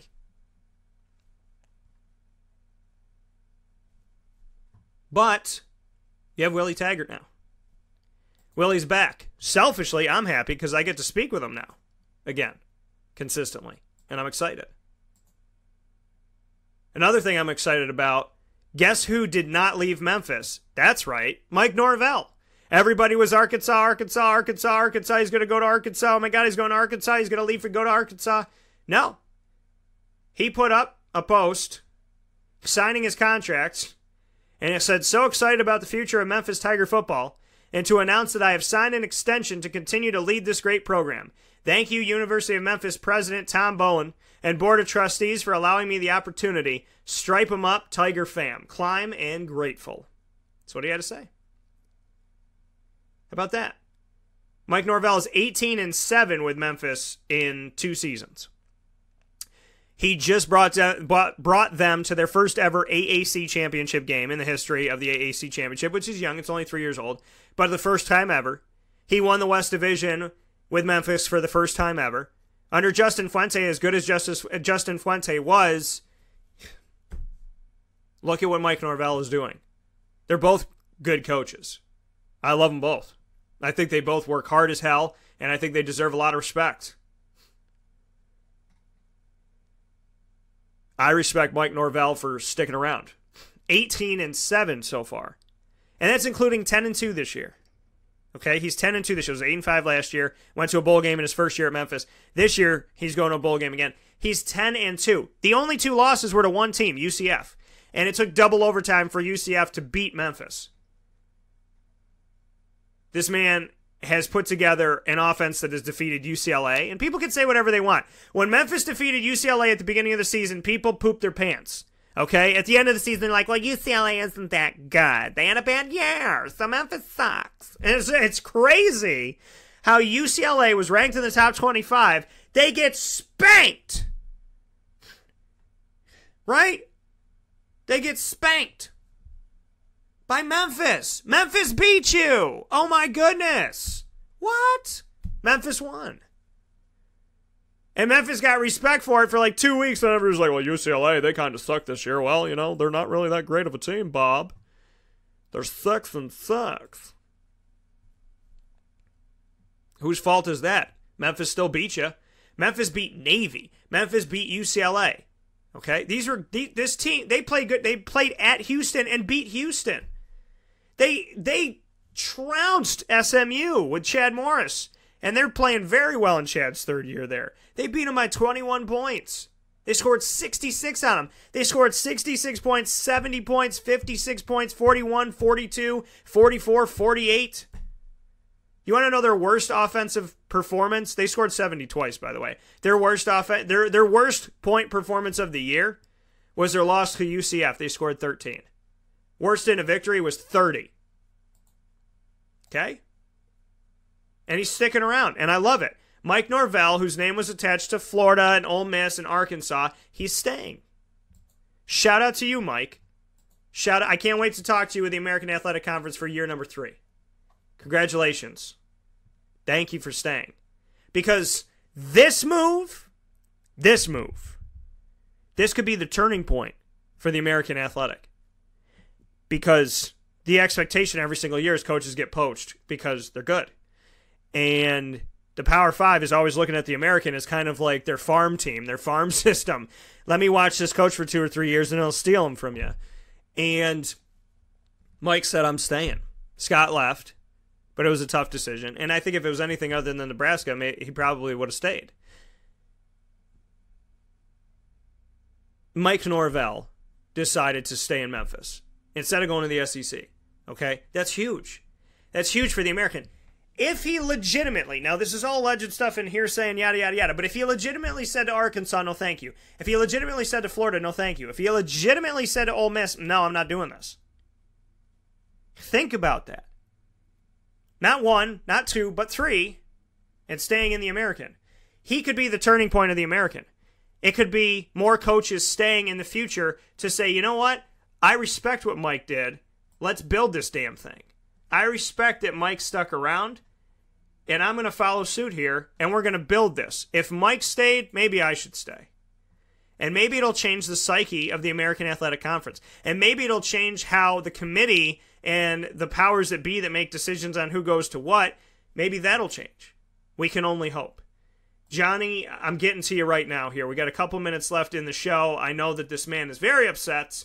He said, I'm furious if things don't change in Detroit, speaking on the Lions. No worse than us after having the division lined up for us. And then Ecto Core said, life is tough for football fans this year. Johnny said, it's going to be like a bad breakup. Ecto Cores, who is a Giants fan, said, join the club. And then Johnny said, these eyes are crying. He said, the question that will remain is, will Bob Quinn have the stones to pull the trigger and say enough is enough and point this team in the right direction, because surely ownership doesn't. And then he went on to say, we passed on Dalvin Cook. Look at the players that the Lions have passed on. We run Hall of Famers out of the league, when I made mention of Calvin Johnson. He said, I want Jim Caldwell to play quarterback this week, and I want Taylor Decker to let the end go around and blindside hit Caldwell. I'd rather have Bobby Ross back. So, the Jim Caldwell, I mean, you know, Jim Caldwell's, he's not a fan right now. Or I shouldn't say people are not a fan. I should say people are not a fan of Jim Caldwell. That's what I meant to say. He is in a position right now where they're not winning. And there's not good enough reason for it, right? This is a down year for the Green Bay Packers because they lost Aaron Rodgers. If you're ever going to... It's like Syracuse with Florida State this year. And with the way that Louisville's defense was playing, you're supposed to win this year because they're not going to spot you that twice. Now, Detroit is second place in the NFC North. They're not completely out of this thing. But they're tied at 6-6 with the Green Bay Packers, who don't have Aaron Rodgers. Minnesota is awesome, okay? Let's face it. They don't have Dalvin Cook. They don't have Sam Bradford. It doesn't matter. It doesn't matter. Minnesota's good, okay? And chalk that up to coaching. They're getting more out of Case Keenum there than anybody did. He looked good in Houston at times, but damn it, 10-2? Keep your hands on 10-2 because you're in the driver's seat right now, Minnesota. Detroit, they lost to the Ravens 44-20. 44-20. And in this game, had 9 players on the field on a third down play. 9. For those playing the home game, there's supposed to be 11, and other broadcasters have spoken about this. 9 players on the field. 9 players on the field. Is that not coaching, right? What do you blame a coach for? If there's too many men on the field, if there's not enough people on the field, if you call timeouts at the wrong time, those are the things that you look at the coach and say, what in the Sam hell are you doing, sir? The Lions defense allowed 2 touchdowns in the fourth quarter and a field goal, and Matty Stafford threw an interception at the end of the game. The Giants did not score in the entire first half. They were down 20-0. 20-0. Johnny just said not 10, 9. 9 players on the field. 9 players on the field. Okay? Do the math. 9 players on the field. 9. I feel like I'm in Nazi Germany saying 9 as many times as I had, so I apologize. This Detroit Lions team is just... It baffles me. You have Matt Stafford, okay? You have no running back because, again, Amir Abdullah is not healthy. Again. He's not healthy. He has never been healthy. And I said this year was the last year that Amir Abdullah had to prove himself. And he did some good things, and maybe they'll keep him as the secondary back. But God bless him. I hope he gets better. I hope he gets healthy, and I hope it's not something that nags him forever. Okay? Because we are human here on this show. With that being said, Amir Abdullah, he doesn't stay healthy. He doesn't ever stay healthy for a full season. Ever, ever, ever. He's not the back you thought he was 3 years ago. Marvin Jones Jr. and Golden Tate deserve better. So does Kenny Galladay. They all deserve better. They have Matt Stafford. They should be winning games. Who's protecting Matt Stafford? Where is the rushing attack? There is, I know Tion Green and Theo Riddick, they both had touchdowns, whatever, but in this past game. But the thing is, you have Marvin Jones Jr. This man has shown his consistency. You have Golden Tate. This man is better this year than he has been in a very long time. You have Kenny Galladay, who outside of being hurt, should have been one of the rookie phenoms, one of the rookie sleepers that potentially went into the playoffs and shocked some people and made it fun against some big-time games. But that's not happening. Detroit's not winning. Detroit is not finishing. They have talent. They beat the Cardinals. Big whoopee. They beat the Giants. Who cares? They lost to the Falcons because of the officiating. That sucked. But you can't just blame the officials because you can't just rely on one play. And you can't rely on the officials to win. Where is the team that defeated the Vikings in Minnesota 14-7? In Minnesota, 14-7. In Minnesota. They allowed 52 points to the Saints. I know the Saints are good, but holy balls. They lose to the Packers against Brett Hundley. Oh, pardon me. They beat the Packers. My fault. My bad. I'm getting emotional over here. I'm not a Detroit fan, but I'm getting emotional. Pardon me. They didn't lose to the Packers. They defeated the Packers. My bad. That's my fault. They beat the Browns. Big who. Browns are 0-12. They defeated the Bears by 3 points. The Bears, who are 3-9. The friggin' Bears. The Bears were a field goal away of forcing overtime. They played well against the Vikings, but couldn't keep up, and they got spanked by the Ravens. You got the Bucks, the Bears, the Bengals, the Packers.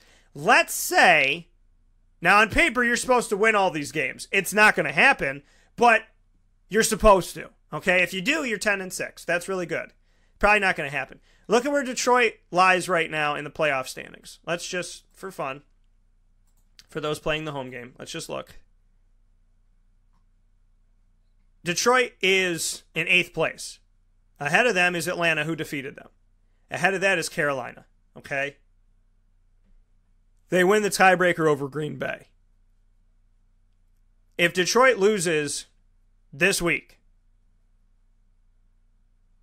they will get jumped by the Packers, the Cowboys. They'll get jumped. Potentially. Minnesota's in first place. Philadelphia's in second, okay? You're not touching up there. That's not happening, okay? It's like being on the second date with a girl. She says, you're not touching up here. You're not touching up there, okay? Have some respect. She's a lady. Have some respect for the conference. You're not touching up there where Minnesota and Philadelphia are. It's not going to happen. It's not going to happen. Seattle's gotten better. Carolina's gotten better. New Orleans is good. The Rams are good. Philadelphia is almost perfect, and Minnesota is damn near amazing. There's no place for Detroit this year. How do you have 9 people on the field? 9. It's an 11-man game. Okay? 9. You're 6-6. I want to look up Jim Caldwell just for fun. Let me just do this. Let's do this really quick. I've gone over, but I'm just going to do this really quick here. I want to look at the record for Jim Caldwell just for fun. Now, he was with the Colts. He went 14-2, 10-6, and 2-14. He trended downward, did he not? Did he not trend downward? He did. With Indianapolis, he inherited a good team, went 14-2. Then he went 10-6, and then 2-14. In 2014, he took over the Lions. They were 11-5. Then they were 7-9, 9-7, 6-6. He's trended downward here too. Yes, he went up between 15-16 and 16-17, but from 7-9 to 9-7. This team, what are they? I mean, seriously. Look at what he's done. Indianapolis, good, not so good, bad. Detroit, good, not so good, a little bit better, middle of the road. It's not working. It's not working.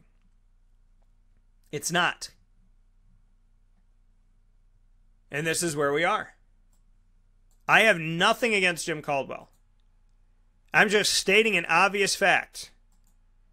You have Matt Stafford and you have 3 wide receivers to lean on.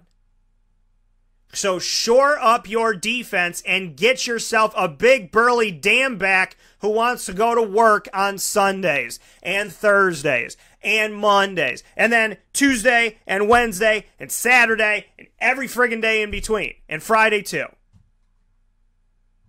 Get yourself a back who is ready to play the damn game. They haven't had a running back in 3 years. 3.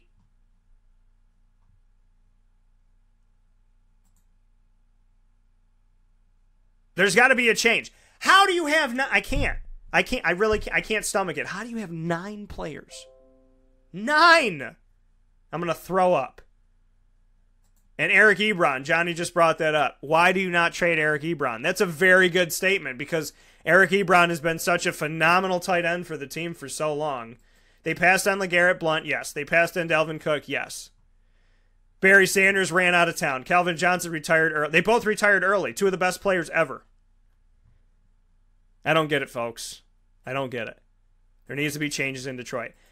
I will be back with you tomorrow morning, Thursday, December 7th, bright and early at 9 a.m. to 11 a.m. Eastern Time. Got so much coming up for you tomorrow. I'm so excited. We're going to talk with the head of the Chick-fil-A Peach Bowl about that Auburn and UCF matchup and so much more. We're going to have Papa Joe's picks. We're going to discuss all the coaching changes, the college football playoff, expansion or non-expansion, bowl games, respect. Is it earned? Has it not been earned? Heisman Trophy. Me and Papa Joe are going ham on college football tomorrow. And, of course, Through the Looking Glass, proudly brought to you by Looking Glass Events, is going to be on the broadcast tomorrow. So much to talk about, so much to get into.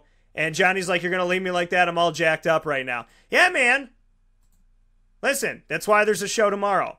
God bless you all. Talk to you soon. I'm making an announcement right now on the CNY Pop Festival on Facebook, Twitter, and Instagram. So, like the page at Wake Up Call DT on Facebook. Follow me on Twitter at Call DT and on Instagram at WakeUpCall_DT. Muddy Waters, Thursday, December 7th. Come out and play Family Feud and Pictionary like they had a baby. The game is fun. You can do it while you're eating dinner. It doesn't take up much of your time. It's very exciting. Grab a drink. get some awesome Southern cooking, and have some fun with us at Muddy Waters this Thursday, December 7th at 7 p.m. and every single Thursday. God bless. I'll talk to you soon.